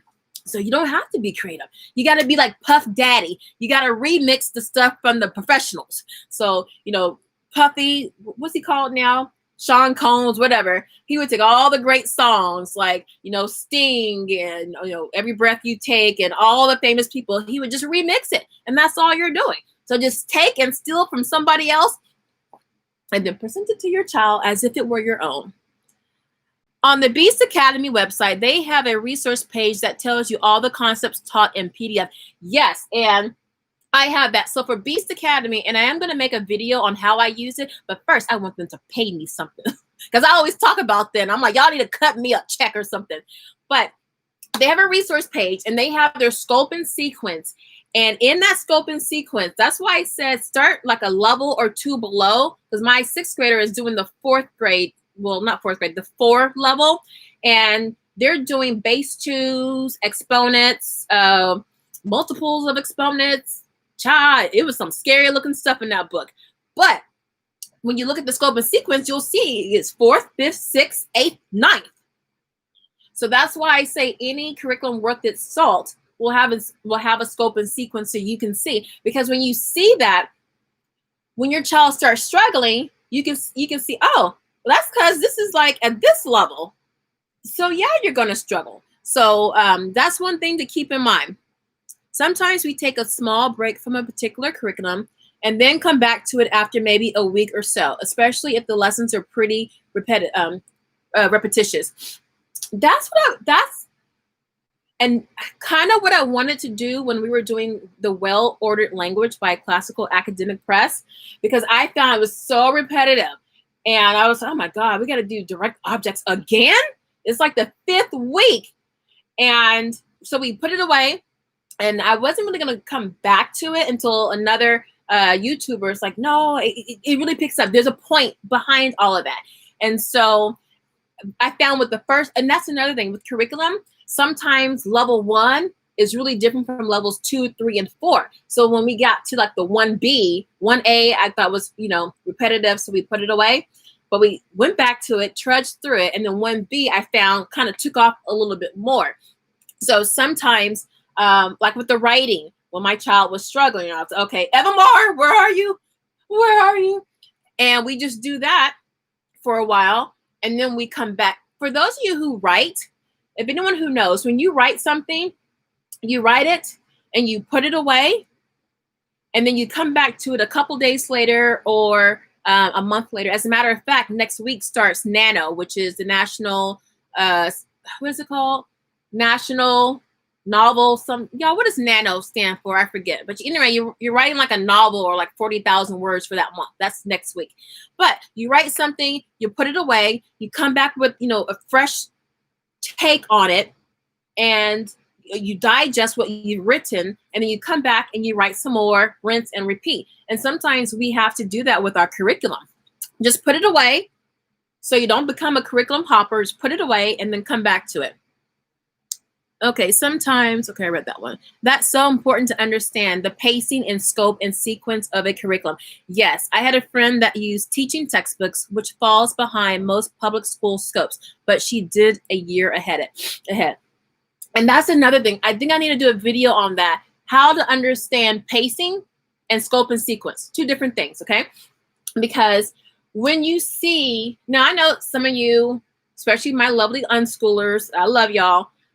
Y'all don't care what's going on over here. And I shouldn't say unschoolers. I'm talking about like in my circle, because they're the ones that are most adamant. Like, we're doing our own thing. We don't care what the public school is doing, the private school. We don't care what anybody's doing. And I love y'all for that. But just seeing what the benchmark is for the country. And then you can decide how high, how low, the meet in the middle, where you want to go with your child. You might be like, you know what? We good in this, in math, we can jump up here, or we can stay here and go slow. And then the subject that we're struggling with, I can devote more time to that. But at least at this level, you're still staying above, water.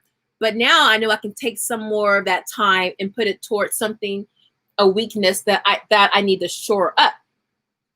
And because I know, looking at the scope and sequence, that, okay, this book is really is heavy on things that you need to work on. With my pacing guide, I know that I can spend maybe 5 days a week on this versus 3 days a week, because I know you have a weakness here and this book is going to address it. But if the book was kind of weak, it's like, man, I'm going to have to spend 5 days on this because it doesn't cover as much. So it's like a balance game. You know, the more the scope and the sequence is solid and it covers most of the stuff that you really need for that grade level, your pacing is going to be less frantic. But when you're like, oh, there's about 5 things I'm going to have to find to help, you know, make sure we got our bases covered, that pacing schedule is going to be a little bit more frantic. It's going to be a little bit more involved, okay? So there is that scale going on. She made sure they covered everything to put her child into an IB high school program, no problem. Baccalaureate program. Yeah, those are very rigorous. So that's good. She was able to take teaching textbooks and make that work. Again, you don't always have to have the top of the line, the most rigorous thing out on the market to make sure your child has a solid foundation in that subject. You can take what you have and, like what she did, do a year or two ahead, okay? Or take something that's very challenging and do a year or two below. Up to you. That's the beauty of homeschool. You can go up, you can go down.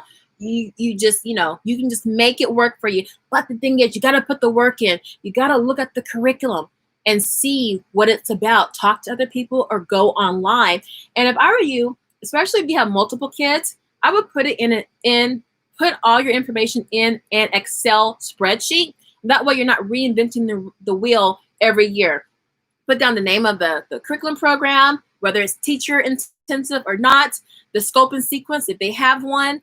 For the scope and sequence, you could write, say if it's for math, and you got Singapore math, scope and sequence. I would just write the things that were kind of lacking.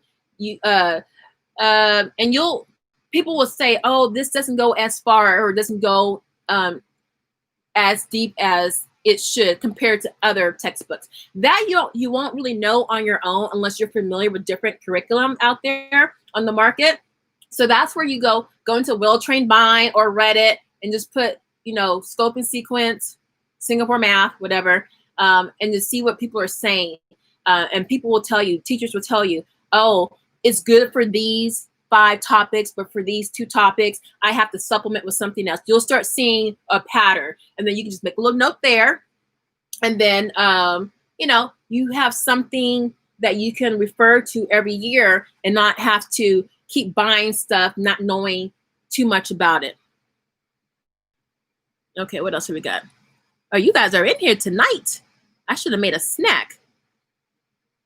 Sometimes, okay, I read that one. Thank you. And yes, I do it so she can get familiar with the words and terms. And she is science curious. Yes, okay. That was one reason why I put my children in math competitions very early in 1st grade, so they would not be afraid of the words and the terms, okay? And I find for the 2 subjects that scare most of Americans, math and science, it's because the words are frightening. In science, the word is so long, and in math, you have no idea what it means, right? So just having that exposure to where, and just practicing saying and chewing those words up. And what I used to do with my kids, I would have them say terms that were kind of complicated 4 different ways. They had to say it like a robot, like a baby. They had to whisper it. And then they had, I had them do cowboy, like John Wayne cowboy, kind of as a tribute to my dad because he was into John Wayne.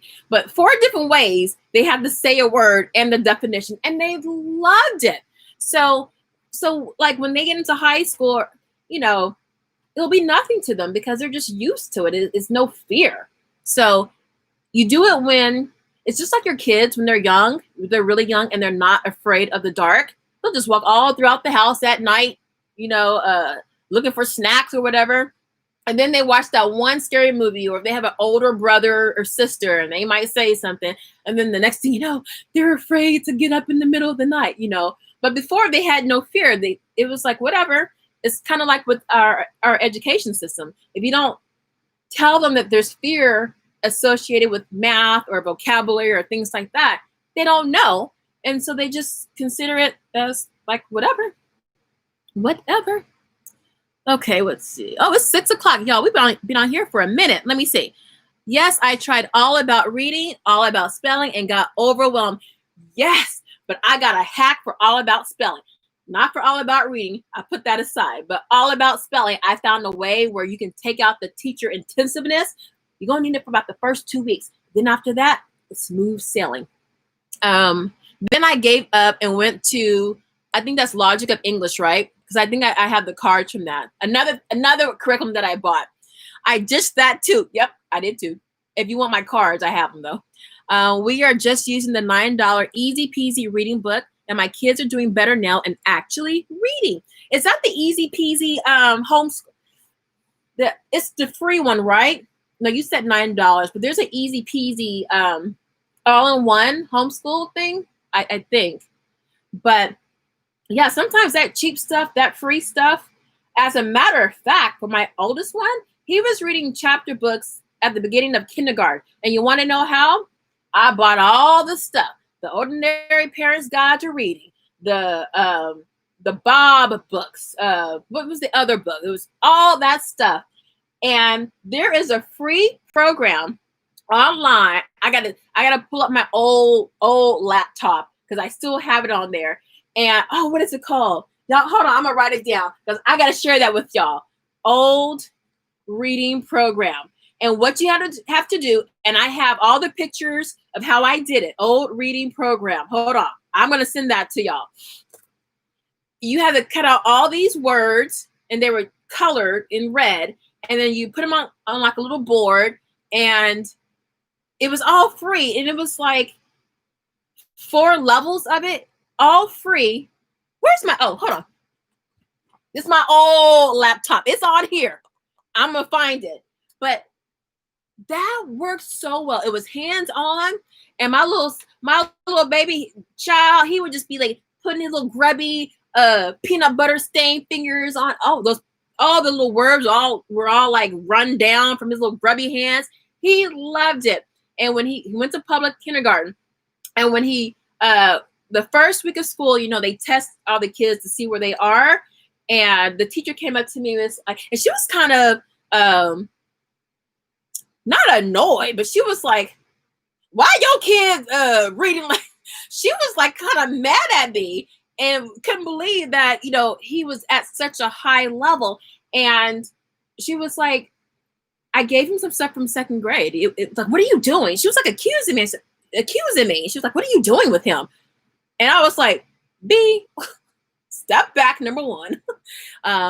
Teachers with low expectations. And 2, if you, close your mouth, I can help you get through kindergarten with these kids because you're a new teacher and you might just be struggling. So anyway, we became really good friends that school year. And then my other kid went to her. But anyway, it's free, absolutely free. I love this woman. I'm gonna find it and put it down in this description box. I'll make a video about it. This works so well, y'all. That was all I used. Yeah, I used the Bob books. My kid didn't like the pictures. Bob was too scary for him. And the Ordinary Parent's Guide, I was like, oh Lord, it's too much work. I was pregnant. No, I wasn't pregnant yet. Yeah, I was pregnant with somebody's one kid. But I just didn't want to put the work in. I was in grad school. I remember I was in grad school. I think I was pregnant with my 3rd. I don't know. It was a crazy time.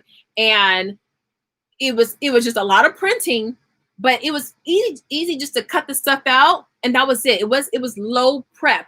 And all I needed to do was just put magnets, put the cutouts of the words, the sight words. It wasn't just sight words, not sight words, just the words on a magnetic board, which you didn't need, but this one worked well for me. I got videos and pictures of all that.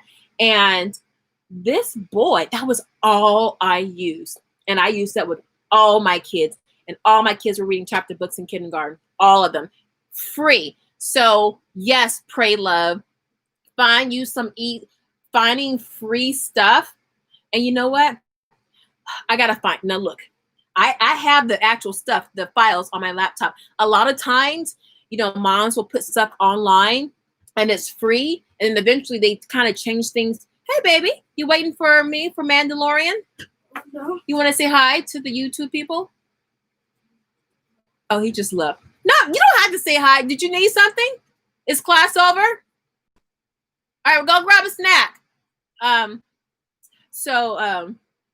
What was I saying? Oh, so then they eventually change things. They make it paid, like a membership site. There was this one place I used to get all my printables. I forget what it's called. Some of you guys know, my old heads.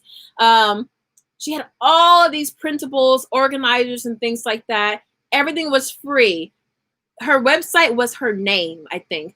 And I went back maybe 4 years later, and it was a total membership site. You can get anything free. So I will pull this up and put this up to where you guys can get it, because a lot of stuff is really free, and then eventually the people that own the websites realize they can make money off of it. There's nothing wrong with that, and then they change it to, you know, something you have to pay for. But y'all not gonna have to pay because I got it.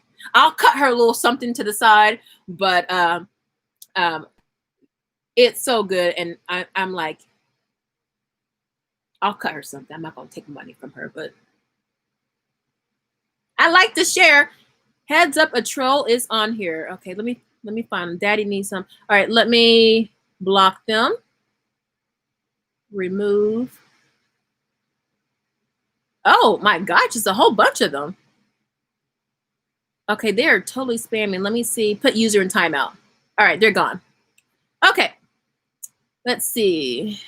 Yeah, I was trying to, it didn't give me a blocking. It just has put user in timeout. Oh, hide user. Okay. All right, let me know if it comes back. I think I took care of that. Alpha Phonics. I never used Alpha Phonics. My first bestie homeschool mom used Alpha Phonics. And I can't even tell you about it because she was flighty. She was all over the place, and she was not a patient mom. So I wouldn't take any of her advice with a grain of salt. So I don't know anything about Alpha Phonics, but if anyone else knows anything about Alpha Phonics, if you can put it in the chat. I need that reading program for sure. Yes, I will find that. It's definitely on my laptop. And see, my son is 14. He started kinder at 5, and we started using that, I think, at 4, so 10 years ago. So, this might not be the laptop then. It might be on my PC when I was using PCs, but I still have my PC. So, I'll pull it up, guys. Don't worry. Yeah, it's from the free site, but they sell cheap hard copy books of their online programs. Pray Love, which free site are you talking about? The one where I said that the woman used to sell all the printables and organizers. I can't remember her name off the top of my head. But yeah, she took all that stuff and made it for pay. It used to be all free, no booking pages, but now cost. Yes, yeah, I just can't remember her name. But we don't need to know it because she's charging for it, so we can go somewhere else and get it for free. Yep, my son was reading by 3. Did you use that program I was talking about? It's good, right? Oh, Easy Peasy? Yeah, I've heard lots of good things about Easy Peasy. But Easy Peasy, I think it's Easy Peasy All-in-One Homeschool. I thought Easy Peasy was free back in the day. I'm not sure. But guys, I got to go in about 5 minutes because I'm supposed to make popcorn balls, and I ain't done it yet. Yeah, Alpha Phonics I use with my son. Okay. All right, so let me see if I have anything else on here. All right. So for me, my biggest takeaway was before I jumped ship, because y'all, I'm tired. My kids are getting older, and I don't want to have. Y'all have seen my homeschool room. I did a homeschool room tour. If you haven't seen it, I'll put it up here somewhere or go. I think I did it last week or 2 weeks ago. I want my space back. I really want to reclaim some of my space. And I kind of want to get into a minimalist homeschool life. I just don't want all these books staring down at me unless they're reading books. I want more room for reading books and less room for the curriculum. So I kind of want to get, it's almost like having a boyfriend that you, or a guy you used to date, but you don't really fully like put them out your life. You kind of go back and forth, you know. You want closure. I want closure. So I kind of want to get some of this stuff out of my house and out of my life. So I'm finding that if I really look at the curriculum and think, okay, I can really modify this. Also, having a curriculum that's not time-based, like 36 weeks, and then you feel like you have to do all of this to get through in 36 weeks, those, you know, will make you feel like you're getting behind or something like that, and then you start skipping things or cutting out things. But I find the ones that, you know, they just present the information. They could give you a sample pacing guide, and that's good, just to kind of give you an idea of what the curriculum can do. I think that's good. But anything that you can modify fairly easy and, excuse me, and not feel like you're losing something in the process, I think it's something good to keep and to use and not give up on. All right, and I think, yeah, I think that's it. So bottom line, I don't have all the answers. All I know at the end of the day, I made some bad decisions with my curriculum picks. Sometimes I pick things because I liked it, and sometimes I pick things because somebody else said something about it, and I don't know anything about their kid or their teaching style. But at the end of the day, this is a household where education is important, and mama's gonna make some decisions that might not be the best, but we're gonna fix it, keep moving on. And as my daddy would always say, all right, kid, he always call me kid, rebound in life. It's gonna kill you, rebound in life. So your kids are going to be just fine. So in the end, so long as you're teaching them and they know that education is a priority, you're gonna be all right.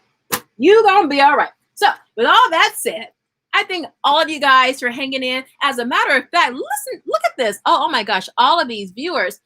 I'm gonna give y'all something special. I made years ago when my son first did his Mensa class on the moon phases when he was like in kinder, first grade. I made this little 30-day calendar to track the phases of the moon. I still have that probably on my PC, but there's a harvest moon tonight, so I'm so inspired. So I'm going to put out two versions. I'm going to do a 7-day one, and then I'll do a 30-day one. It'll be a free printable. My printables are really nice. And for my 30-day one, I think I added like quotes and things like that about the moon and little facts and things like that. It's pretty cool if I say so myself. But I'm going to work on that probably this weekend, and then I'll have that up next week for you guys to download for free. So I wish I would have done that October 1st so you could like see all the nice moons and everything this month, but this wasn't gonna let it happen. But for November, if I'm not gonna lie, I might be able to get the free printable out for November, but if not, at least maybe the first week. But just as a thank you for you guys sticking with me for an hour and 48 minutes, I'm definitely gonna get that out there so you can get you guys interested in looking up at the moon, and then eventually maybe the stars and the constellations, and then the comet that's headed our way. But I'll put that out there. And then I have, I should make that a unit study. You know, I have a template for my unit studies. I might just throw the moon in there, or like the solar system, but I don't know. I'll see. You guys let me know. If there's something you want to see a printable on or a video on, just let me know, because I really like creating stuff like that. But anyway, if you go down to my homepage on YouTube, I have the daily plan checklist. I'll put the link down below. I'm live right now, so I can't do that. But this is free. This will help you plan your day. This is always free. Always, what is this? Oh, always will be free. I just put in some sample stuff. Actually, that's the wrong one. I need a clean copy. Where's my clean copy? Oh, here we go. So grab this to help you plan your day. Now I use this. Actually, I use two different ones because my older son, he needs a little, I need more room. But this is simple. It's all you need and it's free. Okay. So free 99. Get it while you can. Girl, what's up, Trisha?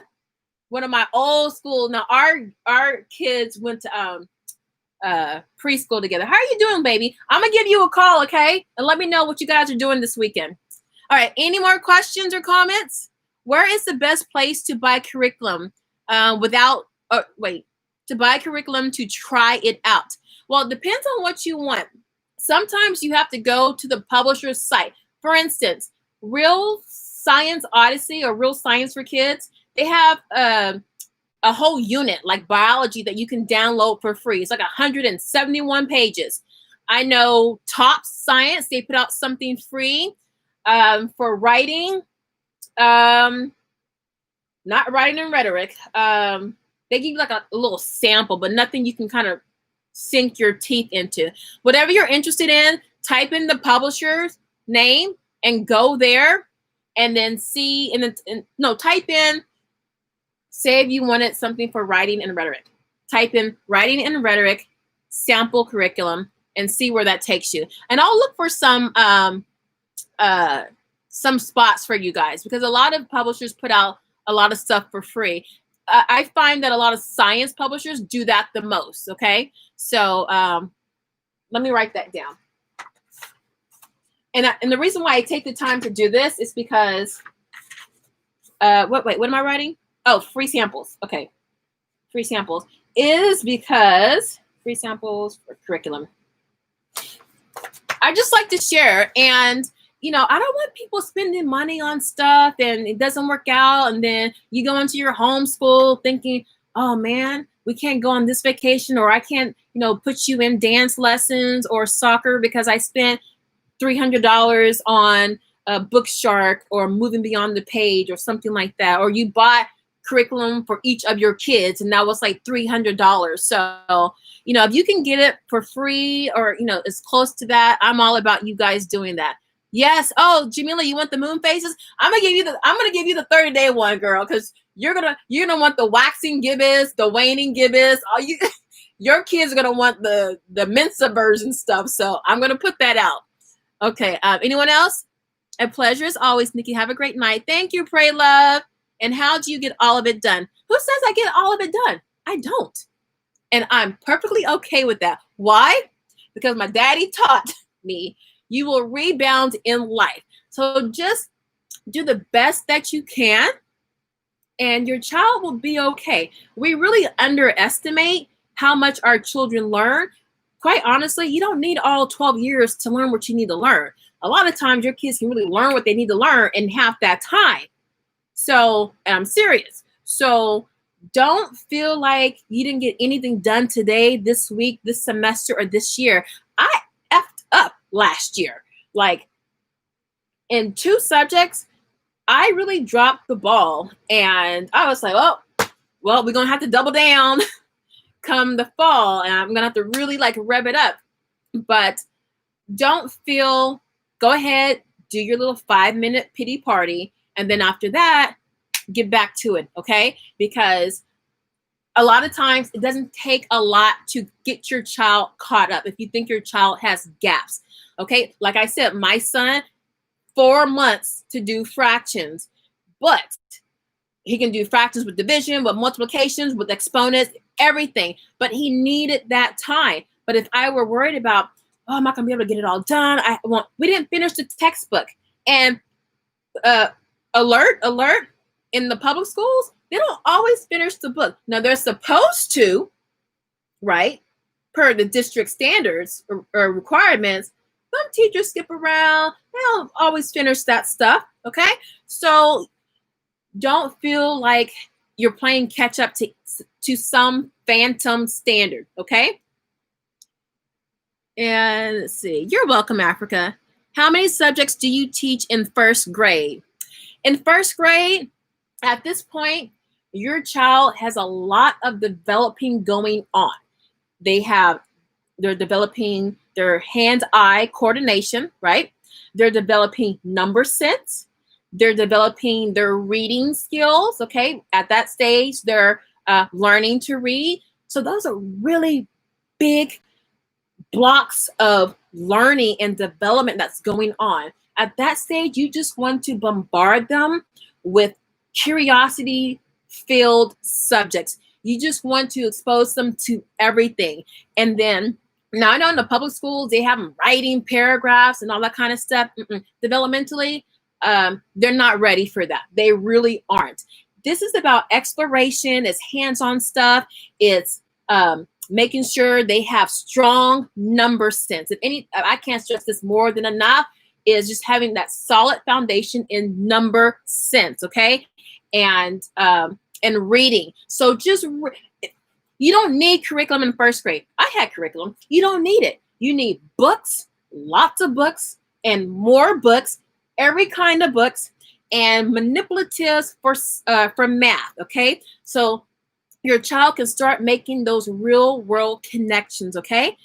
So that's math, that's reading. For writing, right now, what is your child's fine grip skills, motor skills? What's their writing stamina? Can they write more than a sentence? Does a sentence tire them out? So you want to just think of how you would be as a 5 or 6 or 7-year-old, okay? And just make it fun. I would do a lot of tactile things with their hands. Sidebar, in Europe, it's a really big problem. It is in America, but definitely in Europe. The physicians, it's a code red. The surgeons are having problems because they can't do surgery for long hours on end. They have to bring in like the backup, like in football, you backup quarterback, because this is hot now. They can't, the little scalpels and instruments, they can't do it but for so long. You know why? They're not writing for long. They're not doing all of this stuff that we used to do back in the day. So don't worry about all the writing. Give them tactile things, Play-Doh. Have them do the alphabet or their name or write a sentence in Play-Doh, rubbing it up and then manipulating it. Right now, you want to make sure all of their gross and fine motor skills are solid and on point. And that's not happening in schools nowadays and at home because we're a tech-based society. But start with that. Get some rice and have them do their alphabets or their numbers, counting 1 to 100 in sand, in rice or bean. Not beans. Beans be all over. You know what? My old channel, California Homeschool Mom, I actually have videos on how I did that. I have sensory bins where, I have them, how they learn their alphabets and their numbers and things like that. So let me pull that up. Let me make a note. Sensory bins. Okay. So for first grade, just get a whole bunch of books. If you can't go to the library, then go on Amazon and type in some subjects. After a while, other related books will come up, and see what your child is interested in and get you some books. As a matter of fact, there is, someone told me there is a library program where you can get books. I'm gonna have to look that up if you can't get the physical books. But if you can't, the next best thing is reading online. But, if it's not a library, then maybe go to, I don't know if Goodwill or Salvation Army is open. But look around, but just get some books and just read. For instance, in first grade, my son read in kindergarten, I always start my kids off with like the fables. Not fables, but like Wizard of Oz, those kinds of books. And he was so fascinated with the tornado. We went and got books, science books on tornadoes. And for a whole week, we learned everything about tornadoes, which turned into weather, which turned into hurricanes. And then we learned about different areas of the world where hurricanes hit. And then we learned that hurricanes are called typhoons over in Asia. Well, Mom, where's Asia? Well, glad you asked. Let's go over to Asia and find out. And then it's just a rabbit trail, and you're just learning and stumbling and learning and having fun. And then if you want to bring in some writing, like you can write it, dot it. There are websites where you can like write out what you want and it printed out in like a dotted format, and then your child can trace it. and have them trace like 1 or 2 sentences. But right now, it's about making learning fun, encouraging that curiosity, and getting out of their way. We old people don't know what it's like to be young and curious and having an imagination. So get out your child's way. That's what I recommend. So if you have to get a curriculum, I'll say Beast Academy. No, really at first grade, people will give you recommendations for curriculum. You can get a lot of stuff for free. Right now, it's just about getting out with your child, doing a lot of reading, and just enjoying that time and watching your child. Watch their learning style. See what they're into, what they're not, what kind of gives them struggle or pause. That's the learning phase. Your child's still young. You're at the beginning of their academic career. So take that what you will. I'm going to have to get back on Instagram. Oh, I'll keep forgetting. Yeah, I'm on Instagram. I'm trying to get back on Instagram too. Come on, so we can do it together, because I always neglect Instagram. I was so surprised how much children remember stuff. I can't remember anything. Exactly. And when they're young, they remember everything. They know your age. They know the lie you told to your dad. They know everything. And listen, and they can know every song, every level, and every video game. Come on. So don't underestimate your children. Give them challenging stuff. If you give it to them early, they won't know any difference, okay? So like Jamila, who uses those college textbooks, you can flip it, by asking why, and then sprinkling in those vocabulary words, those terms, okay?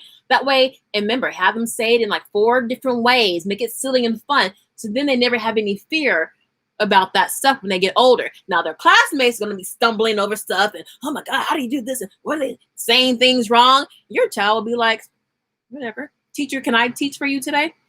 Okay. I watched your special education video. Can you do more of those? Yes. And let me tell you why I haven't done those. I had a talk with my son about a year ago, and I was like, hey, buddy, because he's really come so far. He's 12. He was diagnosed with autism, mild/moderate, but more on the mild side when he was 3. And we did all the therapy, speech therapy, occupational therapy, ABA therapy. And then I moved on myself with doing different kinds of diet therapy and chelation and stuff like that. And when I spoke with him, I felt he didn't really know what he was saying. He was like, yeah, Mom, I'll help you out. But he always wants to help his mom out. So I wasn't sure if I wanted to share that with everyone. But now when I talk to him, he has a friend who's on the spectrum, and he was just diagnosed, but the mom really knew like 8 years ago. And my son has taken such a leadership role and like a father hen or rooster with his buddy, and just showing him the ropes and stuff like that, that I was like, oh my God. All right, guys, sorry, my sister just called. So I sat down with him again, and I was like, hey, bud, I'm so impressed with how far you've come. And I gave him like instances where he used to do this, but now he does that. And I was like, I'm just, your leadership ability is coming through. And, wouldn't it be great if you could share all of your hard fought and earned experiences where you can help out other kids like you? And he was like, yeah, I could do that. And I was like, well, why? I mean, why would you be qualified to do that? So I just flipped on him immediately. And then he told me like 2 really good reasons why, he really wouldn't mind helping out other people.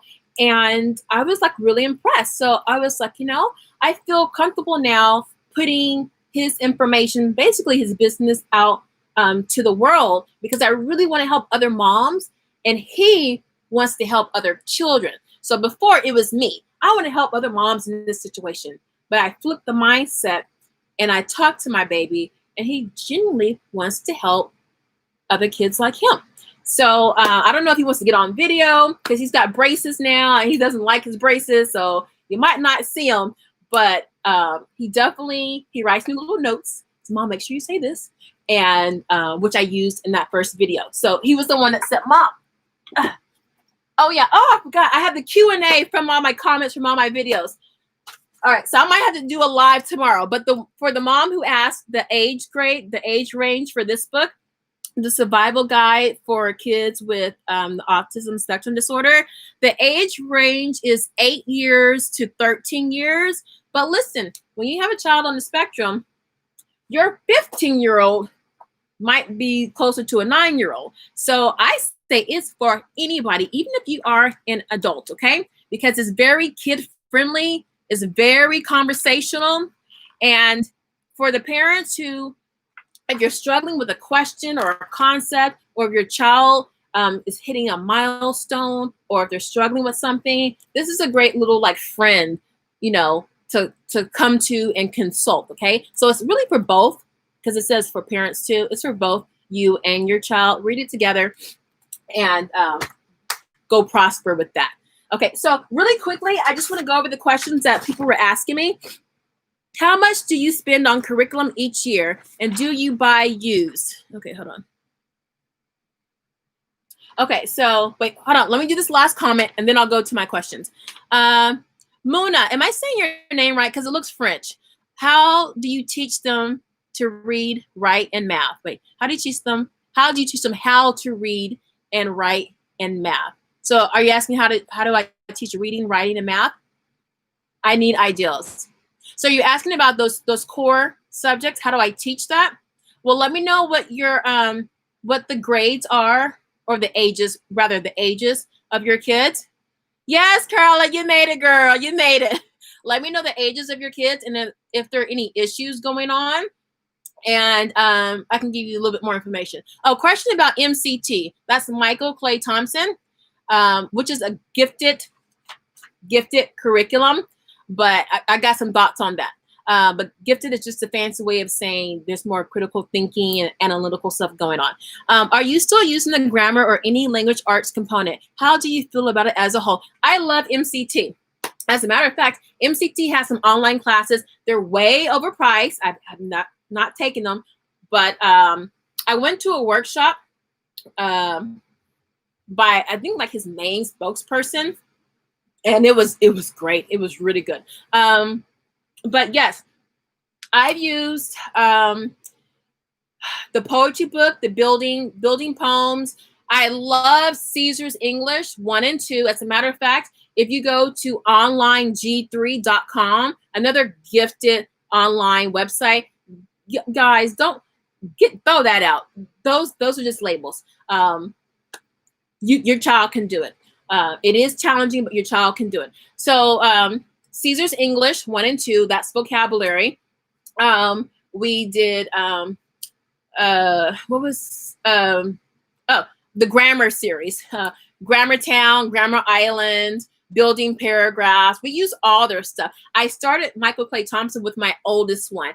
I'm not using it with my youngest just yet, because I really don't get into grammar and spelling until like really 3rd grade.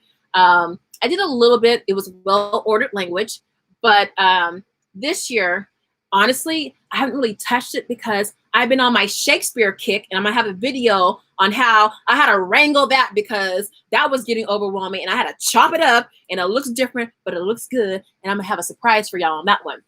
But yes, I love all of Michael Clay Thompson's books. All right, let's see. I think that my little one is on the spectrum, but he has not been diagnosed with it. How old is your baby? Okay, and while Mona's typing. Okay, so, someone asked about the writing and rhetoric online class. I told you guys that it's the Cholet School. Go to classicalacademicpress.com, and then Cholet is usually right at the top. Click there. It'll take you right over there. How do I combine both math curricula? Okay, so as you know, last year or 2 years ago, I was all Singapore math, and Beast Academy was a supplement. And then I flipped it the following year, and it was all Beast. And actually, I don't even use Singapore anymore because my kids really have that foundation and that the CPA method. So, but when I was doing both, I would use Singapore every day. And then Beast, my kids were just really into the guidebook, right? We weren't using the practice book as much. I would just have them do a page or half a page a day or I would say a page and just do the even numbers or the odd numbers. So we never finished the practice book that year, but they got enough of it because it's very advanced. But I just wanted them to be exposed to it. I wanted them to know the language and not be scared of the equations, because Beast revs up really quickly. Some stuff looks like it's college. They don't play. So if you want to combine something, what you can do, the part that would be the supplement can be your homework, right? So maybe in the afternoon, they can do one page, half a page, or choose odd numbers, even numbers, or the top part of the page, the bottom part of the page, however you want to chop it up. Or you can have it used on the weekends and be like, hey, if you want to get on the Xbox, if you want to, do whatever, I need 15 minutes from you on Saturday and 15 minutes from you on Sunday. So that way you're going slow, but you're still going, okay? So that's one way to use two curricula at the same time. You're not going to use it 50-50. I think it might be a little confusing unless there are some parts of one curriculum. Say they both teach multiplication, right? But you think Beast does it better for multiplication, but you like Singapore overall. So you use Singapore, and when it comes time to do multiplication with Singapore, put that aside and then switch to Beast Academy and then go back to Singapore. You might find when you do that, your kids might start to have a preference and be like, oh, Mom, can we keep this one instead? Or they could be, oh, thank goodness we're going back to this. I didn't like the other book. So that can give you some intel right there. All right. Homeschooling special needs for the first time. That's going to be a whole video right there, because there is a lot for the parent and for the child. And then if there are other professionals involved, I got to walk you through that. So we'll save that for another video. That's going to be a series. That video that I made about the books, I did say in that video, it's going to be a series because you need more answers, more nuances, and more, might need more hand holding. Just saying. All right. How to get curricula from overseas.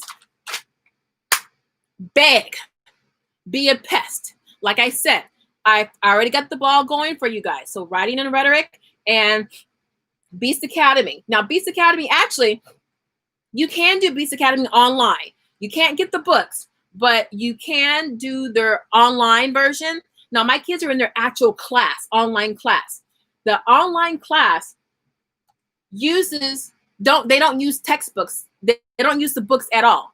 And they say you don't have to buy at least the practice books. The guidebook they want you to have because they want you to read along. But the practice books you don't need. If you do it online, it's in place of the practice books. So if you wanted to do Beast, you can really just do it all online. If you can't get the practice books are online. You're just reading it online if you're okay with that.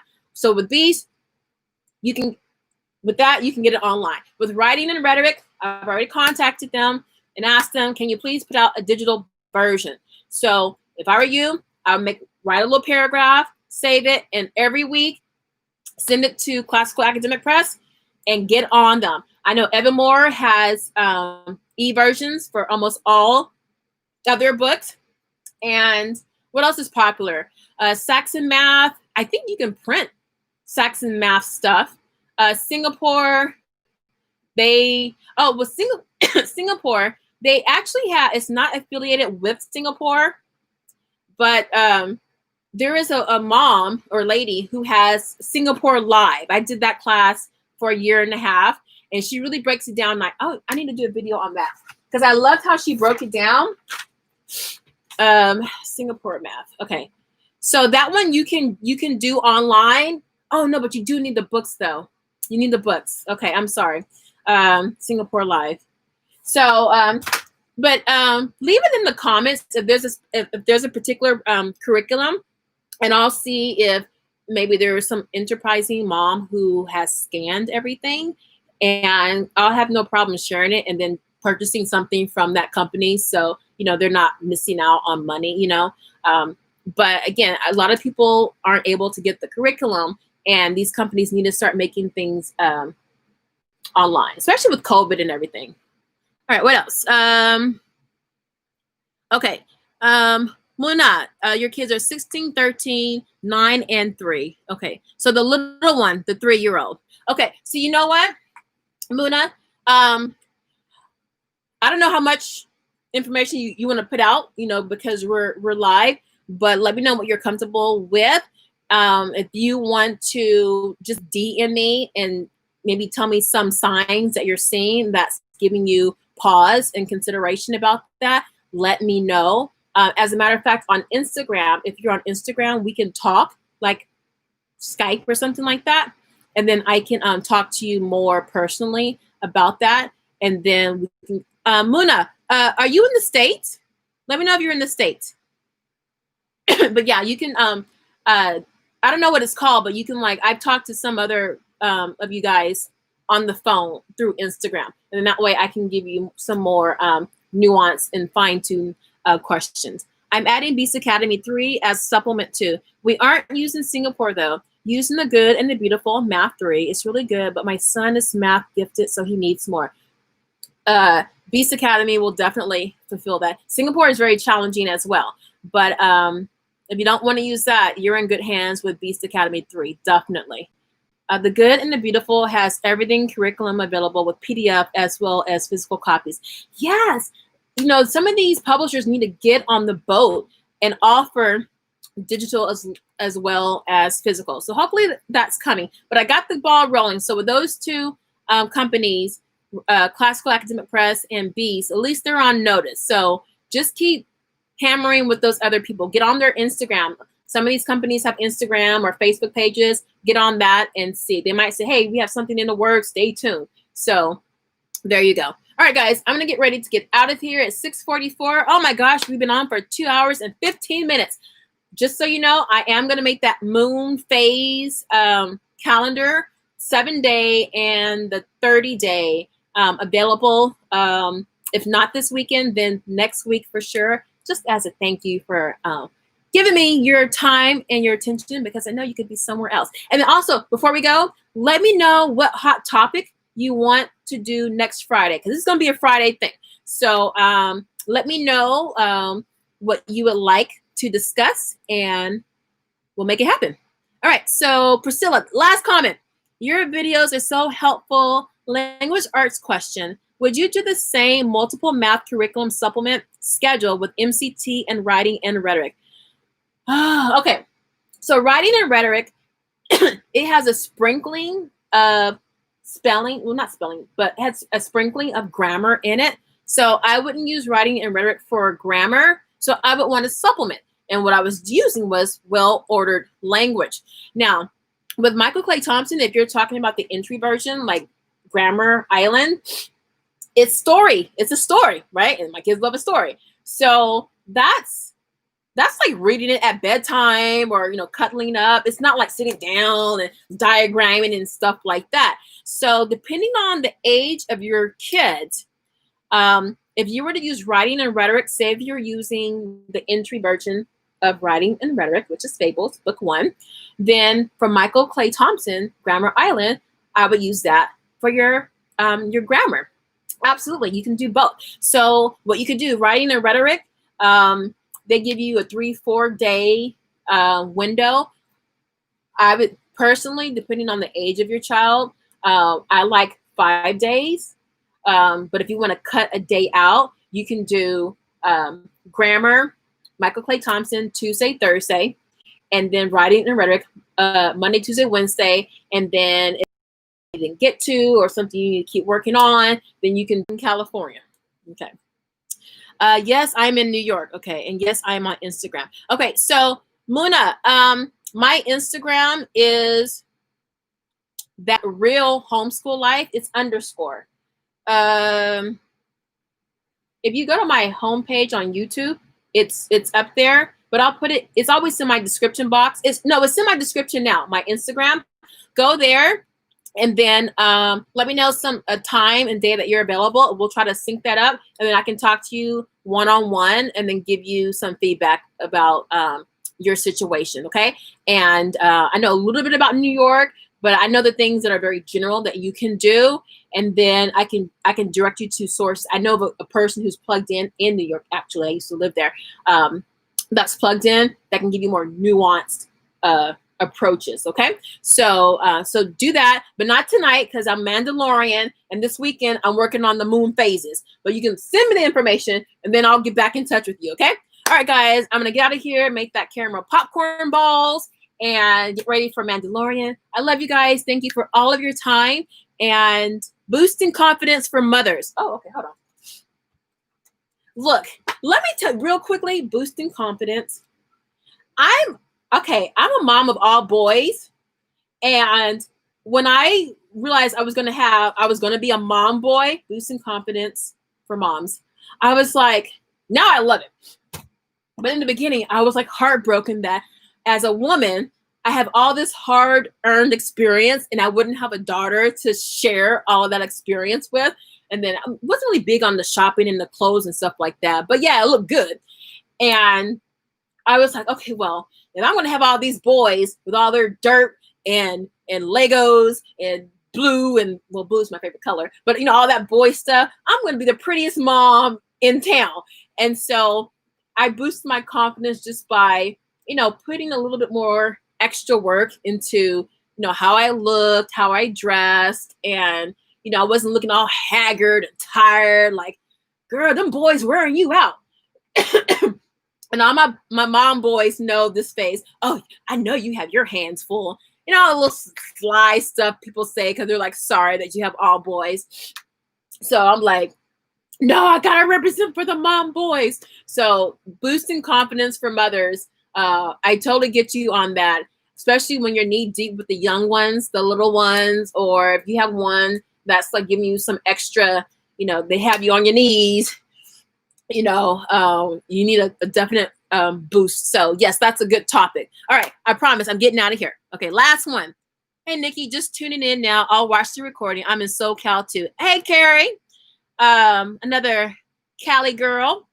All right, thank you, Priscilla. Okay, you're welcome, Muna. Okay, 3 of them are boys. Oh yes, you in it, girl. You in it. All right, so I'm gonna get out of here for real.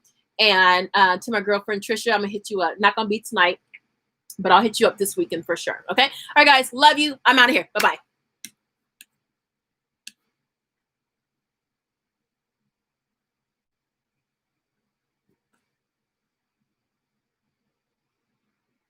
Am I off? Oh, no, I am. Wait, am I off? Okay.